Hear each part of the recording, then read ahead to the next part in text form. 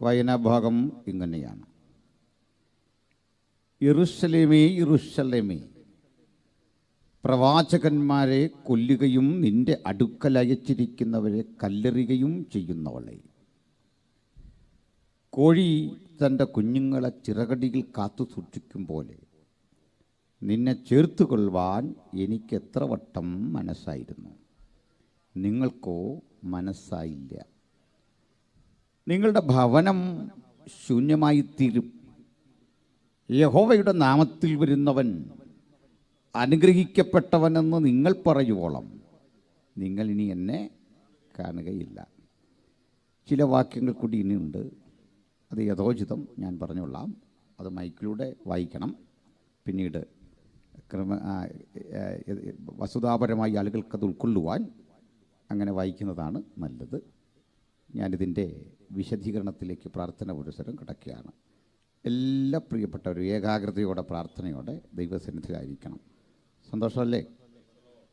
Hallelujah. കഷ്ടിച്ച് 8.5 ഏക്കറിൽ മാത്രം താഴെ വരുന്ന ഒരു ചെറിയ ഭൂപ്രദേശം, കൃത്യം പറഞ്ഞാൽ 8.3 ഏക്കർ വിസ്തൃതി, 5 ചെറുമലകൾ പരസ്പരം മുട്ടി ഉരുമിക്കിടക്കുന്ന ചെറുമലകളുടെ ഒരു സംഗമം, അതാണ് യെരൂശലേം. അതിൻ്റെ ശരിയായ ഉച്ചാരണം ഊർ ശാലോം എന്നാകുന്നു. ഊർ ശാലോം എന്നത് ഇംഗ്ലീഷ് വൽക്കരിച്ച പേരാണ്.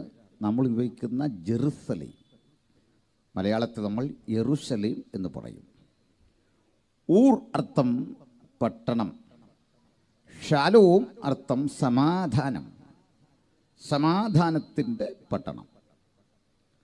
സമാധാനത്തിൻ്റെ പട്ടണമെന്ന് അർത്ഥമുണ്ടെങ്കിലും 50-ൽ പരം പ്രബല യുദ്ധങ്ങൾ, ലോകപ്രസിദ്ധരായ അനവധി സാമ്രാട്ടുകളുടെ തേരോട്ടം കൊണ്ട് ശ്രദ്ധേയമായ സ്ഥലം,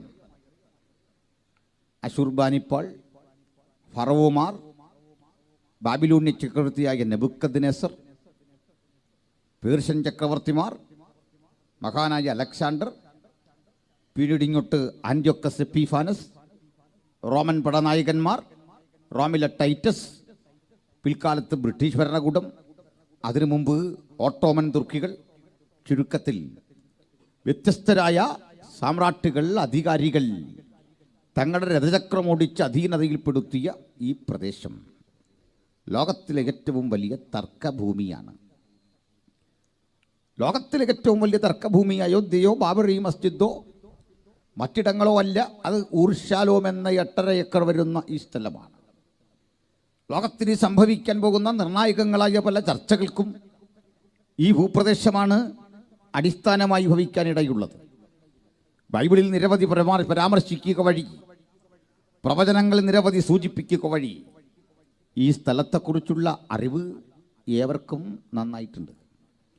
മറ്റൊന്നുകൂടി, ഈ സ്ഥലത്തെ അടുത്തൊന്ന് പരിചയിച്ചെങ്കിൽ മാത്രമേ അതിൻ്റെ പ്രാവചനിക പ്രസക്തി മനസ്സിലാകൂ. ഇവിടം ഭരിച്ച രാജാവിൻ്റെ പേര് ബൈബിൾ നമുക്ക് ബോധ്യപ്പെടുത്തി തരുന്നുണ്ട്. അവിടം ഭരിച്ച ശാലോം രാജാവായ മൽക്കീസദേക്ക് എന്നൊരു പേര് കാണുന്നു. മൽക്കീസദേക്ക് എന്ന് ഭരിച്ചു എന്നതിനെക്കുറിച്ചുള്ള ഒരു ധാരണ ദൈവപുരുഷനായ അബ്രഹാം മൽക്കീസദേക്കും തമ്മിൽ എതിരേൽക്കുന്നു എന്നതുകൊണ്ട് മൽക്കീസദേക്ക് അക്കാലത്ത് ഭരിച്ചു എന്ന് ചിന്തിക്കുന്നു. പിൽക്കാലത്ത് ഈ സ്ഥലം ദാവീദ് തൻ്റെ രാജധാനിയാക്കി മാറ്റി. ഇവിടെ ഇരുന്നു കൊണ്ട് അദ്ദേഹം ഭരിച്ചു. ശലോമോൻ എന്ന വിശ്വസാഹിത്യകാരൻ, വിശ്വസാമ്രാട്ട് ഇവിടം ഭരിച്ചു. തദനന്തരം ഈ സ്ഥലം യഹൂദ രാജാക്കന്മാരുടെ ഭരണസിരാകേന്ദ്രമായി മാറി. അങ്ങനെ ചരിത്രത്തിലേറെ പരാമർശിക്കുന്ന ഊർ ശാലോം അഥവാ യെരൂശലേം.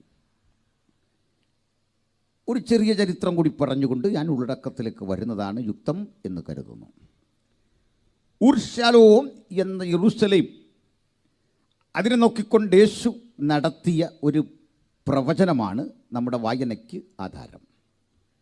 യേശു ഈ സ്ഥലത്തെ നോക്കുന്നു. ആ സ്ഥലത്തെക്കുറിച്ച് യേശു നടത്തുന്ന ഒരു പ്രവചനം ആ പ്രവചനത്തിൻ്റെ സ്വഭാവം ആ ജനതയുടെ പ്രതികരണത്തെ ആധാരമാക്കിയാണ്.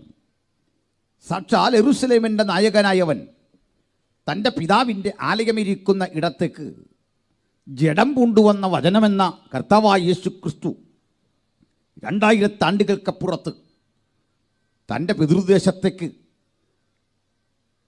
വരുന്ന ഘട്ടത്തിൽ അവിടെയുള്ള ആളുകൾ കയ്യിൽ കല്ലെടുത്തു എറിയാൻ. ആരെയാണ് എറിയാൻ തുനിയുന്നതെന്നറിയണ്ടേ? അവർ ആരാധിച്ചു പോന്ന, അവർ അദൃശ്യനായി കണ്ട, അവർ പ്രാർത്ഥിച്ച് അംഗീകരിച്ചു പോന്ന സാക്ഷാൽ വചനമായവൻ ഇതാ ജഡമെടുത്തു വന്നിരിക്കുന്നു. അദൃശ്യനും സർവശക്തനും സർവജ്ഞാനിയും സർവവ്യാപിയും മനുഷ്യരാരും കണ്ടിട്ടില്ലാത്തവനും കാണാൻ കഴിയാത്തവനും അടുത്തുകൂടാത്ത വെളിച്ചത്തിൽ വസിക്കുമെന്നവനും വന്ന് സ്ഥിരീകരിച്ചുറപ്പിച്ച മനസ്സിലാക്കിയ മനുഷ്യന് വചനം ജഡമെടുത്ത് തങ്ങളുടെ അരികിലേക്ക് വന്നത് കാണാൻ അകക്കണ്ണുകൾ തുറന്നില്ല. ഇന്ന് യേശുവിനെ കാണാൻ എല്ലാവർക്കും സാധിക്കുന്നില്ല. യേശുവിനെ ഭൗതിക കണ്ണുകൊണ്ടല്ല, ഹൃദയക്കണ്ണുകൊണ്ട് കാണുന്നവർക്ക് മാത്രമേ അവിടുന്ന് ആര് എന്ന് മനസ്സിലാകുകയുള്ളൂ. അത് പരിശീലനം കൊണ്ട് സാധിക്കുന്ന കാര്യമല്ല, പഠിച്ചുള്ള അറിവ് കൊണ്ട് സാധിക്കുന്ന കാര്യമല്ല. അതുകൊണ്ടാണ് ജെറിഹോയുടെ പടിവാതിക്കൽ ഇതാ ഒരു കുരുടൻ കിടക്കുന്നു.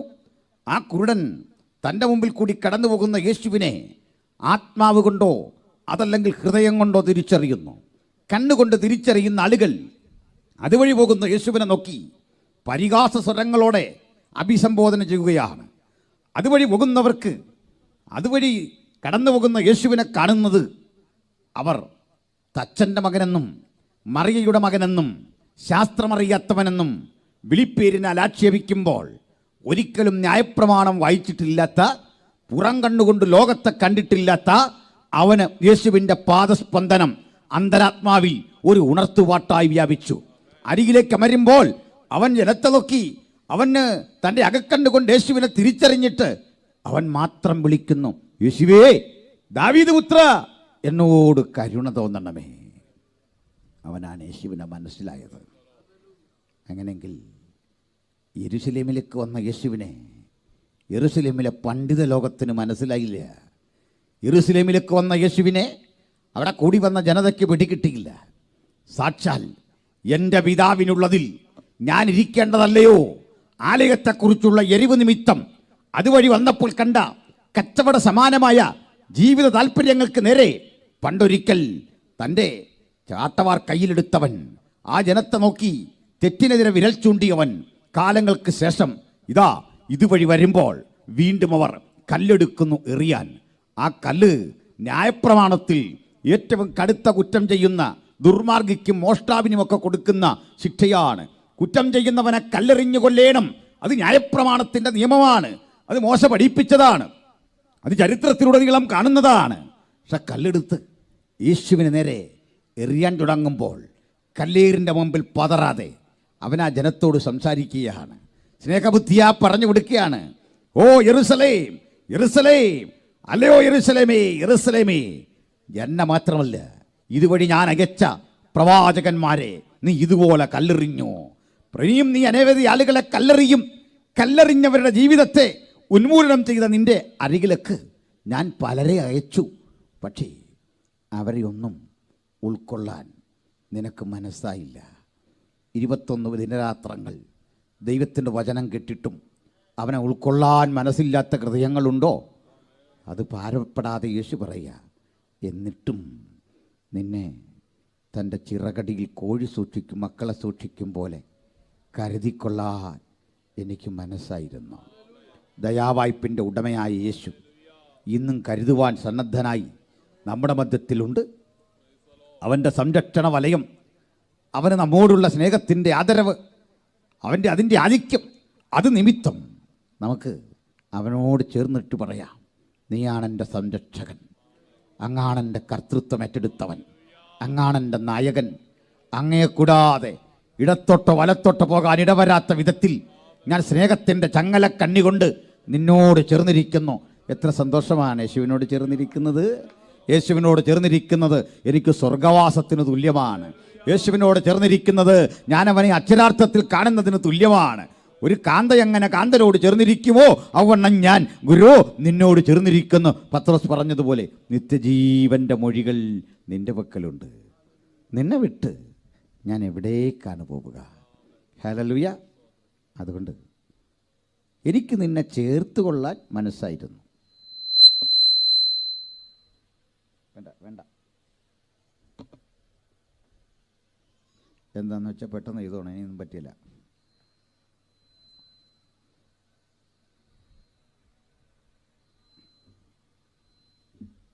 ഇനി ഈ വഴി വരല് അവിടെ ഇരുന്നോണം. സ്തോത്രം. ഇങ്ങനെ ആരും വന്നാൽ എനിക്ക് പേടിയാണ്, നീ എന്നെ ആക്രമിക്കാനോ വല്ലാണോ? സ്തോത്രം. ശ്രദ്ധിച്ചിരിക്കണം. നമുക്കിനി യെരുശലേമിലേക്ക് തന്നെ ഒന്നുകൂടി വരാം. പ്രിയപ്പെട്ടവരെ, നിങ്ങൾ ഇടയ്ക്കൊക്കെ കസേരയുണ്ട്, ഒരെണ്ണം വെറുതെ ഇട്ടിരിക്കുകയാണ്. 2 ദോഷമാണ്. അത് ഇവിടെ നിന്ന് നോക്കിയാൽ എൻ്റെ ബുദ്ധിമുട്ട് മനസ്സിലാവുള്ളൂ.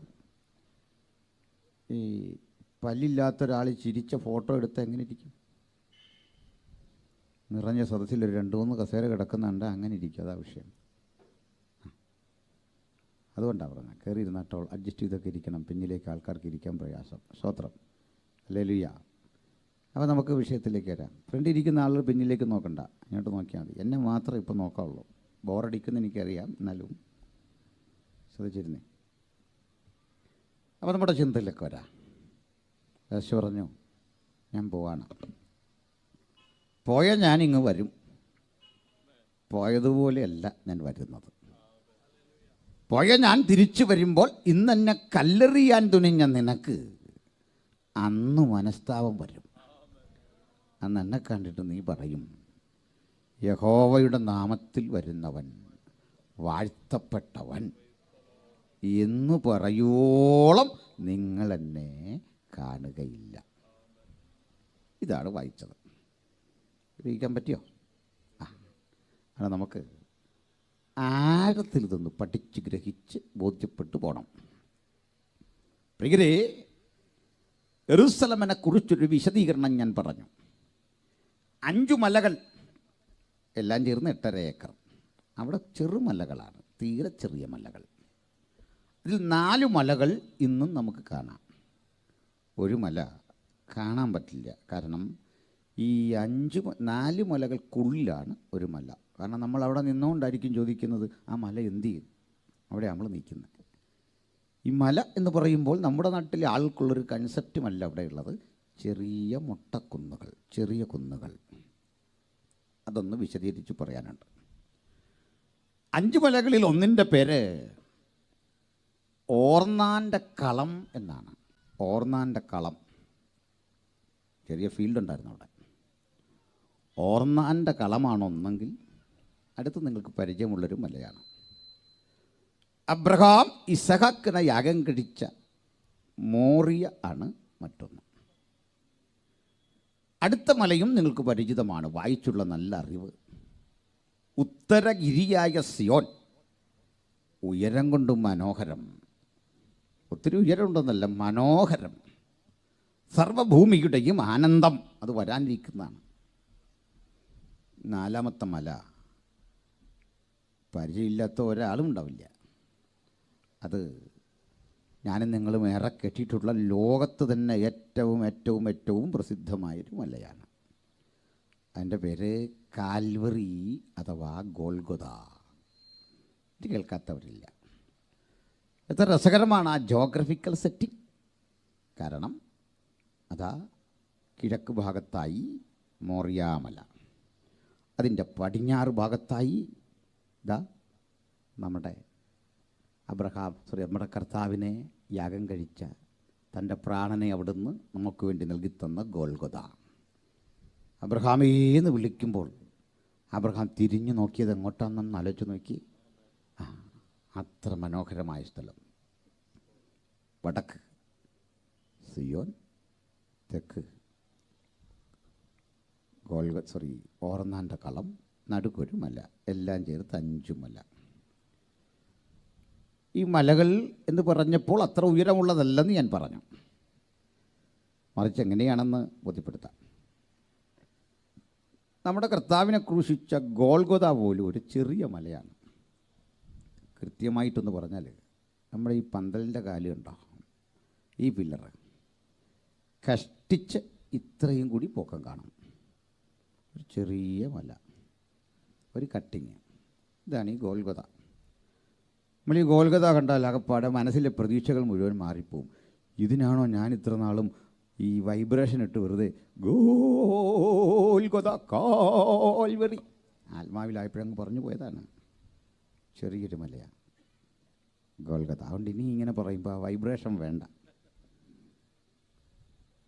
മനസ്സിലായോ? അതിനുള്ള വകുപ്പില്ലതാ. ചെറിയൊരു മലയ്ക്ക് ഇങ്ങനെ വൈബ്രേഷൻ ഇട്ടാൽ നമ്മുടെയൊക്കെ നാട്ടിലെ മലകൾക്ക് എത്ര നേരം നിന്ന് പറയണം. ഹൈ റേഞ്ചിലൊക്കെ പോയാൽ മണിക്കൂറെടുത്ത് പറയേണ്ടി വരും ആ മലയുടെ വലിപ്പം.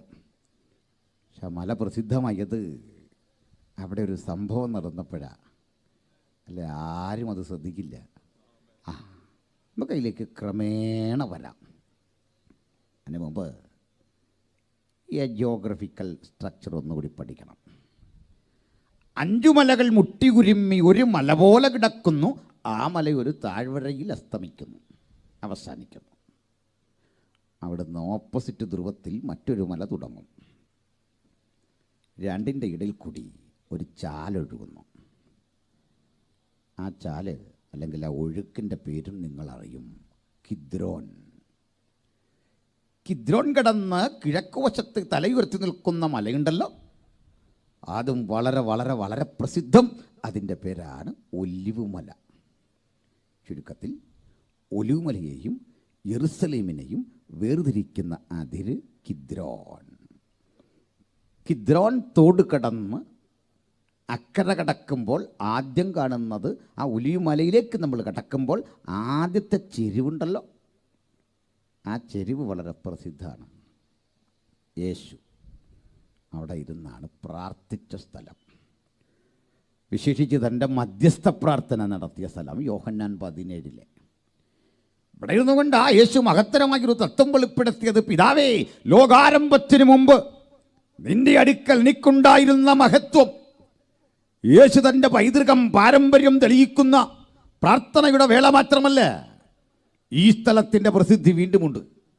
ഇവിടെ വച്ചാണ് നമ്മളെ കർത്താവ് അറസ്റ്റ് ചെയ്യപ്പെടുന്നത്. ഈ സ്ഥലത്തിൻ്റെ പേര് ഗെത്സമന. ആ പേരിൻ്റെ അർത്ഥം തന്നെ മുന്തിരിച്ചക്കിരിക്കുന്ന ഇടം, മുന്തിരിച്ചാറെടുക്കുന്ന ഇടം.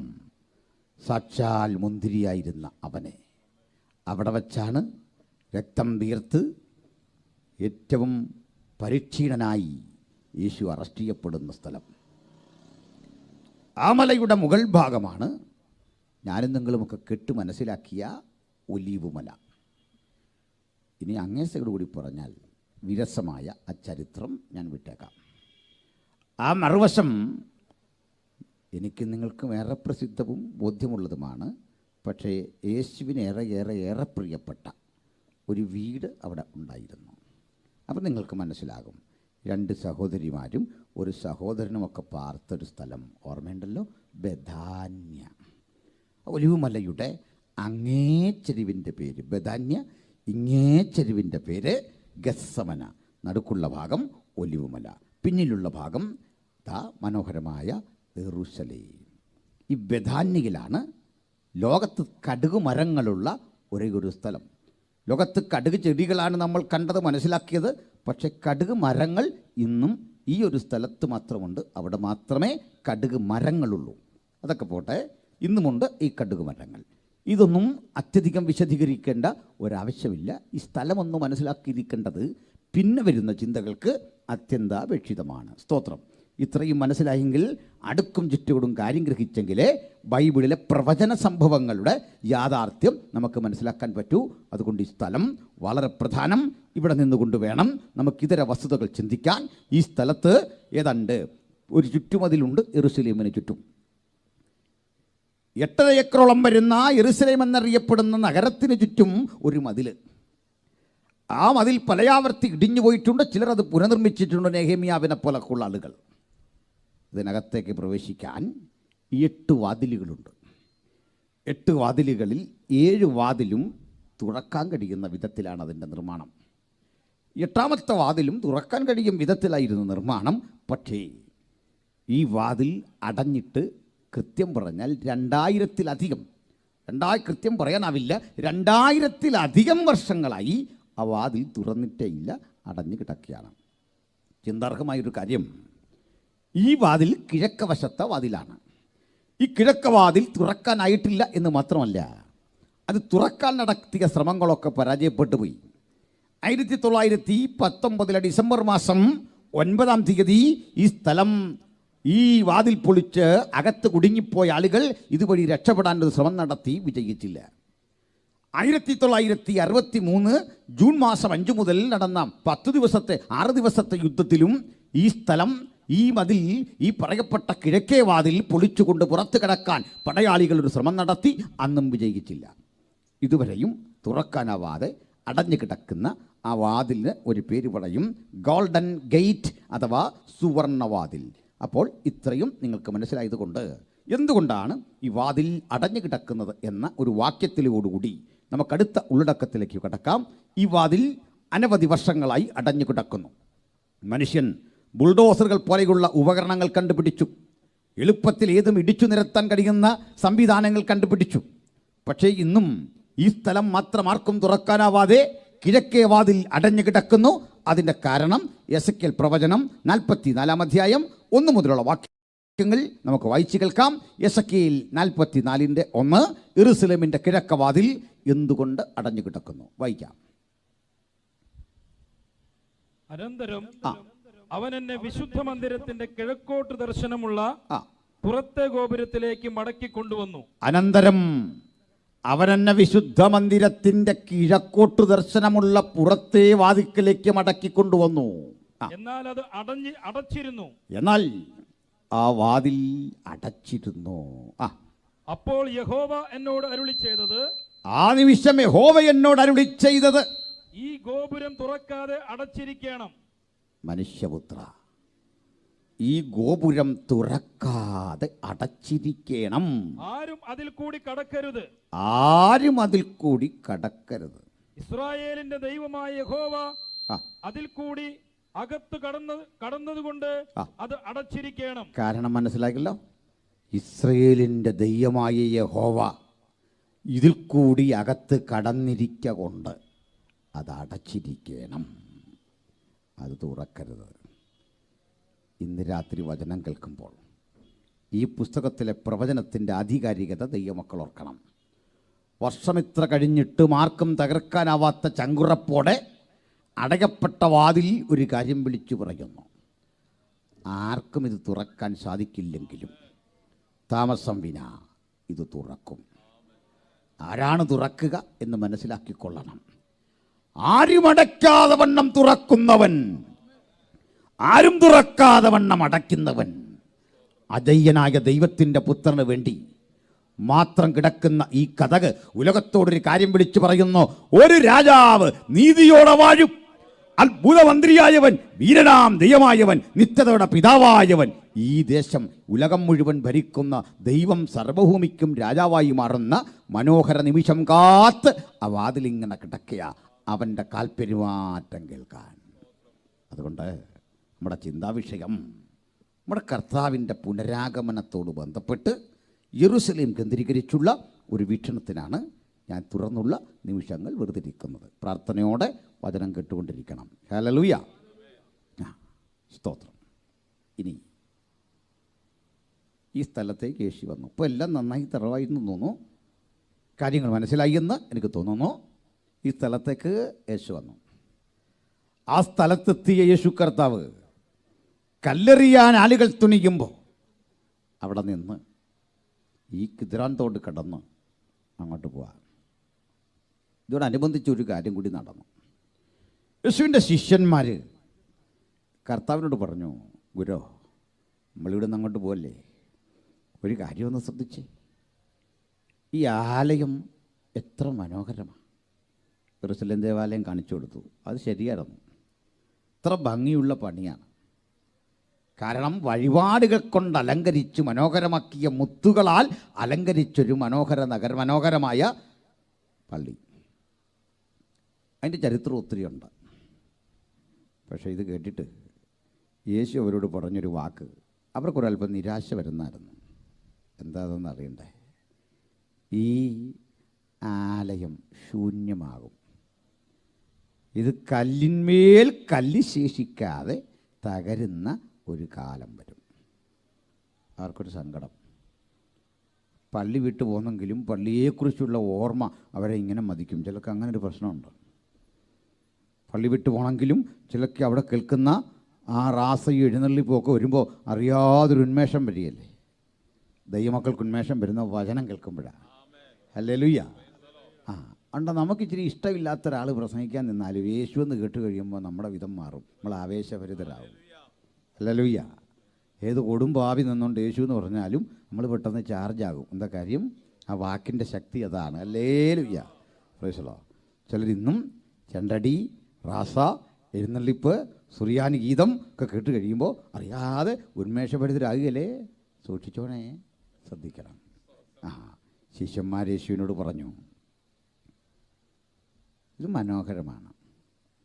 ലോകം എത്ര മനോഹരമാക്കി സൃഷ്ടിച്ചാലും തമ്പുരാൻ്റെ പദ്ധതി പോലെ ആവില്ല. അതുകൂടി പറഞ്ഞ് ഞാൻ അങ്ങോട്ട് വരാം. ദേവാലയം മനോഹരമാണ് എന്ന കാര്യത്തിൽ ആർക്കും തർക്കമില്ല. പക്ഷെ അതൊന്നും യേശുവിനെ ആസ്വദിക്കാൻ പാകത്തിനുള്ള മനോഹാരിതയില്ല. എന്തേ കാര്യം? സ്വർഗീയ മഹിമ വെടിഞ്ഞ് താണഭൂമിയിലേക്ക് വന്നവനെ ആനന്ദചിത്തനാക്കുന്ന ഒരു നിർമ്മിതിയും ഭൂമിയിലില്ല. ഒന്നുമില്ല. അതാ ചെല്ലി ചോദിക്കും, യേശുവിന് പാപം ചെയ്യാൻ സാധിക്കുവാൻ എന്തോ കണ്ടിട്ട്? മനസ്സിലായോ? എന്തോ കണ്ടിട്ടാ. മനസ്സിലായോ പറഞ്ഞത്? എങ്ങനെ യേശുവിന് ആകർഷണം തോന്നി ഏതൊരു വസ്തുവിനോട്? കാരണം അവൻ ദൈവരൂപത്തിലിരിക്കെ, എത്ര ആനന്ദമാണ് വാക്യം, ക്രിസ്തുയേശുവിന്റെ ഭാവം നിങ്ങളിലും ഉണ്ടായിരിക്കട്ടെ. അവിടുന്ന് ദൈവരൂപത്തിലിരിക്കെ ദൈവത്തോടുള്ള സമത്വം മുറുകെ പിടിക്കണം എന്ന് വിചാരിക്കാതെ ദാസ്യരൂപമെടുത്തു, വേഷത്തിൽ മനുഷ്യനായി വിളങ്ങി. അതുകൊണ്ട് ഇതൊന്നും യേശുവിനെ ആകർഷിക്കില്ല. അത് ആകർഷിക്കില്ലെങ്കിലും ആകർഷിക്കുന്ന ഒരു ഘടകമുണ്ട്. ഒറ്റ ഘടകം ആകർഷിക്കും. എന്താണെന്നറിയണ്ടേ? ഹല്ലേലൂയ. നിങ്ങൾ ദൈവത്തിൻ്റെ മന്ദിരം, ദൈവത്തിൻ്റെ ആത്മാവ് നിങ്ങളിൽ വസിക്കുന്നു. ആത്മനിറവിന് അനുഗുണമാം വിധം തൻ്റെ ഭക്തന്മാർ തങ്ങളെ തന്നെ സമർപ്പിക്കുന്ന ഇടത്ത് തൻ്റെ പുത്രൻ ഇറങ്ങി വരാൻ ഇഷ്ടമാണ്. 2-3 പേർ തിരുനാമത്തിൽ സന്നിഹിതരാകുന്ന നടുവിൽ വാഗ്ദത്തം പോലെ അവൻ ഇന്ന് രാത്രിയും വന്നിട്ടുണ്ട്. യേശുവിനേറെ ഇഷ്ടപ്പെട്ട ഇടം യെരൂശലേമല്ല, എൻ്റെയും നിങ്ങളുടെയും ഹൃദയമാണ്. യെരൂശലേം എന്ന മഹത്തര ദേവാലയത്തിൽ ഇരിക്കാനും താല്പര്യമില്ലാത്തവന് ഈ ചെറിയ ഹൃദയത്തിൽ ഇരിക്കാൻ ഇഷ്ടമാണെന്ന്. എത്ര പ്രിയപ്പെട്ടവർക്ക് ഈ ഹൃദയം സമ്പൂർണ്ണ അളവിൽ ഇന്ന് യേശുവിന് അർപ്പിച്ചു കൊടുക്കാൻ കഴിയും? അതിന് കഴിയാതെ ഒരാളെങ്കിലും അകത്തും പുറത്തും ഇരുന്ന് തിരുവെഴുത്ത് കേൾക്കുന്നെങ്കിൽ സുവിശേഷത്തിൻ്റെ സാരാംശം ഞങ്ങളിങ്ങനെ ഉറപ്പിച്ച് സ്ഥാപിക്കട്ടെ. മറ്റൊരുവരിലും രക്ഷയില്ല. നാം രക്ഷിക്കപ്പെടുവാൻ ആകാശത്തിന് കീഴിൽ മനുഷ്യരുടെ ഇടയിൽ നൽകപ്പെട്ട ഒരേ ഒരു നാമം നമ്മുടെ കർത്താവായ യേശു ക്രിസ്തുവിൻ്റെ നാമം. ഹല്ലേലൂയ. Praise the Lord. അപ്പോൾ യേശു ഇതിന് മറുപടി പറഞ്ഞ ശേഷം ശിഷ്യന്മാർ കാര്യമായിട്ടൊന്നും യേശുവിനോട് മിണ്ടുന്നില്ല. കാരണം അവർക്കൊരു സങ്കടം. വല്യപ്പന്മാർ പണിത പള്ളി അത് പൊളിക്കുക എന്നൊക്കെ പറഞ്ഞാൽ അത്ര എളുപ്പമാണ്. അതവിടെ ഇരിക്കട്ടെന്നേ. ചില സാധനം അവിടെ ഇരിക്കട്ടെ എന്ന് പറഞ്ഞ് പോകുന്നവൻ പതുക്കെ അതിനകത്ത് ചെന്ന് കയറും. അതാ രസം. അതൊക്കെ നമ്മൾ കൺമുമ്പിൽ കണ്ടുകൊണ്ടിരിക്കില്ലേ. ഹല്ലേലൂയ. സ്തോത്രം. ഞാനടുത്ത കാലത്തൊരു സഹോദരനോട് പറഞ്ഞു, 10-20 കൊല്ലം നമ്മളിവിടെ നിന്നിട്ട് ആൾ തിരിച്ചുപോയി. സ്ഥായീഭാവമുള്ള ഉള്ളടക്കമില്ലാത്തവന് ഇവിടെ പിടിച്ചു നിൽക്കാൻ പറ്റില്ല. ഹല്ലേലൂയ. ഷാരോൺ ഫെലോഷിപ്പ് കണ്ടോ, IPC കണ്ടോ, ചർച്ചക്കോട് കണ്ടോ ഒന്നും വന്നവൻ ഇവിടെ നിൽക്കാൻ പറ്റില്ല. യേശുവിനെ കണ്ടുവരണം. ഹല്ലേലൂയ. യേശുവിനെ കണ്ടു വന്നവൻ എന്തോ വന്നാലും പോവില്ല. റിബേക്ക സഞ്ചരിച്ച ഒട്ടകത്തിൻ്റെ പുറത്തായിരുന്നു. ആ ഒട്ടകത്തെ ഒരിക്കലും റിബേക്ക ശ്രദ്ധിച്ചില്ല എങ്ങനെ ഉണ്ടെന്നോ. ഇതെല്ലാം ഒട്ടകമല്ലേ ഷാരോനും IPCയും ചർച്ചക്കോടും ഒക്കെ. മനസ്സിലായില്ലേ? ഒട്ടകം അങ്ങനെ ഇരിക്കട്ടെന്ന്. അത് വെള്ളം കുടിക്കുമോ, അങ്ങോട്ട് തിരിയോ ഇങ്ങോട്ട് തിരിയോ, എനിക്കിത് വിഷയമല്ല. ഞാൻ പോകുന്ന എവിടേക്കാ? എന്നെ കാത്തൊരു ഇസഹാക്കിരിക്കുന്നു. ഹല്ലേലൂയ. എന്നെ കാത്തൊരു യേശുവിരിക്കുന്നു. ഹല്ലേലൂയ. യേശുവിനെ കണ്ടവന് പോകാൻ സാധിക്കില്ല. പറഞ്ഞു വിട്ടാലും പോവില്ലെന്നേ. ഹല്ലേലൂയ. എൻ്റെ കൂടെ ഒരു സഹോദരൻ വന്നിട്ടുണ്ട്. എന്താ, ഒരു ഫുട്ബോൾ റഫറിയാണ്. ജോലി അതാണ്, അംഗീകൃത റഫറിയാണ്. അദ്ദേഹത്തിൻ്റെ സഹോദരൻ എൻ്റെ ഒരു സ്നേഹിതനാണ്. ഷാരോണിലെ ഒരു പാസ്റ്ററുടെ മോനുമൊക്കെയാണ്. ഞങ്ങൾ കൂട്ടുകാരാണ്. അടുത്തടുത്ത സഹോദരി ബന്ധത്തിൽ ഞങ്ങൾ കഴിയുന്നത്. അപ്പോൾ ഞങ്ങളിങ്ങനെയുള്ള കാര്യങ്ങൾ, ആത്മീയ കാര്യങ്ങളേറെ ചർച്ച ചെയ്യും. യേശുവിനെ വിട്ടുപിരിയാൻ കഴിയാത്ത ഒരു മനസ്ഥിതിയുടെ ആഴം, അത് വളരെ വളരെ ആഴമേറിയതാണ്. ചിലരൊക്കെ അങ്ങ് പോകും. പോകുന്നതിൻ്റെ കാരണം കൂടി കേട്ടോ. സമാഗമന കൂടാരത്തിലെ ഒരു ഉപകരണമുണ്ട്. പുതിയ കുഞ്ഞുങ്ങൾക്കൊന്നും സമാഗമന കൂടാരം എന്ന് പറഞ്ഞാൽ അറിയില്ല. അതാ വിഷയം. MDH കഴിയും, പക്ഷേ കൂടാരം എന്ന് പറഞ്ഞാൽ എന്നാന്നറിയില്ല, എന്താണെന്നൊരു പിടിയില്ല. 48 പലകകൾ, അവ 1.5 മുഴം വീതി, പൊന്നു പൊതിഞ്ഞ് സൂക്ഷിച്ചിരിക്കുന്നു. നിവരെ നിൽക്കാൻ 5 നിര അന്താടങ്ങൾ ചെലുത്തിയിരിക്കുന്നു. അവ മീതെയുള്ള തകശു തോൽക്കൊണ്ട് വലിച്ചു കെട്ടി താഴെ വെള്ളിച്ചിമിഴികളിൽ ഘടിപ്പിച്ച തൂണുകളിൽ കെട്ടി ബന്ധിച്ചിരിക്കുന്നു. കാറ്റടിച്ചാലൊന്നും പോയില്ല. അതിനകത്തൊരു ഉപകരണമുണ്ട്, തങ്കനിലവിളക്ക്. 2 ഉപകരണങ്ങളുടെ കാര്യം പഠിക്കേണ്ടതാണ്. തങ്കനിലവിളക്കും വെള്ളി കൊണ്ടുള്ള ചില നിർമ്മാണങ്ങളുമുണ്ട്. ഭൂരിപക്ഷം വെള്ളി കൊണ്ടാണ്. ഈ വെള്ളി എങ്ങനെ ഉണ്ടായെന്ന് അറിയണ്ട. ഇത്രയും വെള്ളി അകത്ത് വരാൻ കാരണം ഓരോ ഇസ്രയേല്യനും വീണ്ടെടുപ്പ് വിലയായി 1/2 ശേക്കൽ വെള്ളി വീതം ആലയത്തിൽ കൊടുക്കണം. 1/2 ശേക്കൽ. അടുത്ത രസകരം, അങ്ങനെ വെള്ളി വീണ്ടെടുപ്പിൻ വിലയായി കൊടുക്കുമ്പോൾ ധനവാൻ കൂടുതൽ കൊടുക്കരുതെന്ന്. മനസ്സിലായോ? സ്പോൺസർഷിപ്പ് തൽക്കാലം വേണ്ടെന്ന് പറഞ്ഞേക്കണം. ഒരാൾ കൊണ്ട് 80 പേരുടെ ഞാൻ അങ്ങ് തന്നേക്കാം, ഇന്നാ പിടിച്ചു. അത് വേണ്ട, 1/2 ശേക്കൽ മതി. അവിടെ നിൽക്ക്. ഒരാൾ വന്നിട്ട് ദരിദ്രനെക്കുറിച്ച് പറയുകയാണ്, അവൻ കുറയ്ക്കരുതെന്ന്. കണ്ടോ, ഞാൻ BP അല്ല, അതുകൊണ്ട് ഈ ആഴ്ചയിലും സൗജന്യ റേഷനാണ് മേടിച്ചത്. അതുകൊണ്ട് വലിയ പ്രയാസമാണ്. ഞാനതുകൊണ്ട് 1/2 ശേക്കൽ തരാൻ തികച്ചില്ല. ഇല്ലെങ്കിൽ അവിടെ നിന്നോ.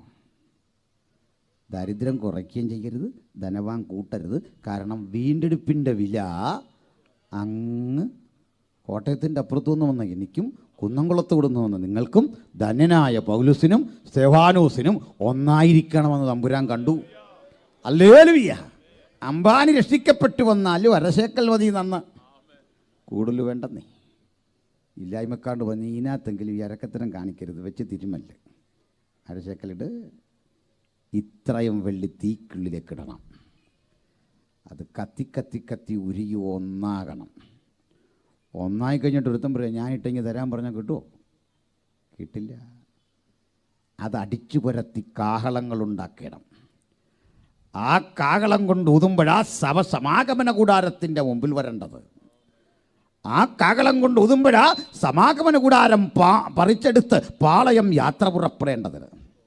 വീണ്ടെടുപ്പിൻ്റെ വിലയായ വെള്ളി കൊണ്ട് കാഹളമുണ്ടാക്കി ഉലകത്തെ ഊതി ഒരുമിച്ച് കൂട്ടാനും യാത്ര പുറപ്പെടാനും ഉതകുമ്പോൾ ഇന്ന് നമ്മുടെ വീണ്ടെടുപ്പിൻ്റെ വില ക്രിസ്തുയേശുവിൻ്റെ നിഷ്കളങ്ക രക്തമാണ്. അവൻ്റെ പുത്രനായ യേശുവിൻ്റെ രക്തം സകല പാപവും പോക്കി നമ്മെ ശുദ്ധീകരിക്കും. അപ്പോൾ യേശു ഇവരോട് കാര്യമായിട്ടൊന്നും പറഞ്ഞില്ല. ഇവിടുന്ന് ഈ മലമുകളിൽ ചെല്ലാൻ ഒരു 20 മിനിറ്റ് എടുക്കും. ബൈബിളിൻ്റെ ഭാഷയിൽ പറഞ്ഞാൽ ഒരു ശബത്ത് ദിവസത്തെ വഴി ദൂരം, 1 മൈലാണെന്ന് നടക്കാൻ പറ്റുന്ന അനുവാദം. ഒരു ശബത്ത് ദിവസം, ഒരു ശബത്ത് ദിവസത്തെ വഴി ദൂരം നടക്കണം, മുകളിൽ ചെല്ലണം. അതുവരെ ഇവർ മിണ്ടുന്നില്ല. എൻ്റെ ഒരു അനുമാനം അവൻ മിണ്ടുന്നില്ലെന്ന്. കാരണം അതിൻ്റെ മുകളിൽ ചെന്നിട്ട് ഇവരുടെ സംഭാഷണം തുടങ്ങുന്നത് എങ്ങനെയാണെന്നറിയോ? അത് എപ്പോൾ സംഭവിക്കും? ഏത് നമ്മൾ താഴെ വെച്ച് പറഞ്ഞ കാര്യം. അത് എപ്പോൾ സംഭവിക്കും? അങ്ങയുടെ വരവിനും യുഗാവസാനത്തിനും അടയാളം എന്തെന്ന് പറഞ്ഞു തരണം. ലോകാവസാനം എന്നല്ല, പിന്നെ എങ്ങനെ? പരിഭാഷ ചിലതിൽ ലോകാവസാനം എന്നുണ്ട്, അതല്ല ശരി. യുഗാവസാനം, യോനാസിൻ്റെ അവസാനം, യുഗത്തിൻ്റെ അവസാനം എപ്പോഴൊന്നും ഞങ്ങൾക്ക് പറഞ്ഞു തരണം. മറുപടിയായി സുശക്തമായൊരു പ്രസംഗമല്ല ഇങ്ങോട്ട് വരുന്നത്. ഈ പ്രസംഗത്തെ വിളിക്കുന്ന ഒലിവറ്റ് ഡിസ്കോസ്, യേശുവിൻ്റെ ഒലിവുമല പ്രഭാഷണം. ശക്തമായ പ്രസംഗം. അതിൽ യേശു ആദ്യം പറഞ്ഞത്, ആരും നിങ്ങളെ തെറ്റിക്കരുത്. മനസ്സിലായോ? ആരും നിങ്ങളെ തെറ്റിക്കരുത്. കള്ളപ്രവാചകന്മാർ പലരും എഴുന്നേൽക്കും. ഒത്തിരി ഉപദേശങ്ങൾ പറഞ്ഞു. എനിക്ക് ഈ ഭാഗം പഠിച്ചപ്പോഴാണ് എനിക്ക് മനസ്സിലായത്, ലോകത്ത് ദൈവം കണ്ട, ദൈവം അംഗീകരിച്ച സഭ ഏതാന്ന് പറയാമോ? നിങ്ങളൊന്ന് പറഞ്ഞു. കണ്ടോ, ചെല്ലും മിണ്ടായിരിക്കുക. ഞാനൊരു ഡിബേറ്റിന് എന്നപ്പോൾ ഒരാൾ ചോദിച്ചാണ്, ഈ പെന്തക്കോസ്ത് സഭയാണോ ദൈവത്താലുള്ളത്? ഞാൻ പറഞ്ഞു, തെളിവ് തരാമല്ലോ. എന്താ തെളിവ്? കർത്താവ് പറഞ്ഞു, കള്ളപ്രവാചകന്മാർ പലരും എഴുന്നേക്കും, സൂക്ഷിക്കണം. ഇത് ബ്രദറിന് സഭയിൽ നിന്ന് എണ്ണീക്കുകയില്ല. അവർക്കത് വിശ്വാസമില്ല. അങ്ങനെ കള്ളവും ഇല്ല, നല്ലതും ഇല്ല. അതുകൊണ്ട് ക്ലോസ്. ലോകത്തിൽ ഒരു സഭയിൽ നിന്ന് എഴുന്നേൽക്കില്ല. പിന്നെ എവിടെ നിന്ന് എഴുന്നേക്കൂ? എവിടുന്ന്? അപ്പോഴാണ് ഇത് ദൈവം സ്ഥാപിച്ചതിൻ്റെ അർത്ഥമാണ്. വിപരീത ഉപദേശം പറയുന്ന പുരുഷന്മാർ നിങ്ങളുടെ ഇടയിൽ നിന്ന് എഴുന്നേക്കും, പുറത്തുനിന്ന് വരുമെന്നല്ല. അവർ ശിഷ്യന്മാരെ തങ്ങളുടെ പിന്നാലെ ആകർഷിക്കും. ഇതെല്ലാം ഇവിടെയാണ് സംഭവിക്കുന്നത്. ഒരു കാര്യം കൂടി നമുക്ക് കേൾക്കാമല്ലോ. വിവാഹം വിലക്കുന്ന ആളുകൾ, സ്വന്തം മനസാക്ഷിയിൽ ചൂട് വെച്ച് വിവാഹം വിലക്കുന്ന ആളുകൾ രണ്ട് ഗ്രൂപ്പേ ഉള്ളൂ. നിങ്ങൾക്കറിയാം, രണ്ട് കൂട്ടരെ. ഞാൻ അവരിൽ ഒരാളെ ഇരുത്തിയിട്ട് ചോദിച്ചു, ഇതേ പറഞ്ഞത് യേശുവാണെങ്കിൽ ഇതാരെക്കുറിച്ചാണ്? പറഞ്ഞത് യേശുവാണെങ്കിൽ കള്ളം പറയില്ലല്ലോ. പൗലോസല്ലേ ദൈവവചനമല്ലേ? ദൈവവചനം പൗലോസാ പറഞ്ഞത്, ആത്മാവിലാ പറഞ്ഞതെങ്കിൽ വിവാഹം വിലക്കുന്ന ദുരുപദേശം ലോകത്ത് വരും. അത് എവിടെ നിന്നാണ് വന്നേ? എമംഗ് യു, നിങ്ങളുടെ ഇടയിൽ നിന്ന്. മനസ്സിലായില്ലേ? കണ്ടറിഞ്ഞോണം. ഈ വാക്യം വായിക്കുന്നേ ചിലർക്ക് ഇഷ്ടമല്ല. ഞാൻ അടുത്തത്, ഈ പറയപ്പെട്ട എല്ലാ സംഭവം ഇവിടുന്ന് ഉണ്ടാകുന്നു. ഇവിടുന്ന് ഉണ്ടാകുമ്പോൾ ഈ പ്രസ്ഥാനം മാത്രമല്ല ദൈവസഭ, തെറ്റിദ്ധരിക്കില്ല.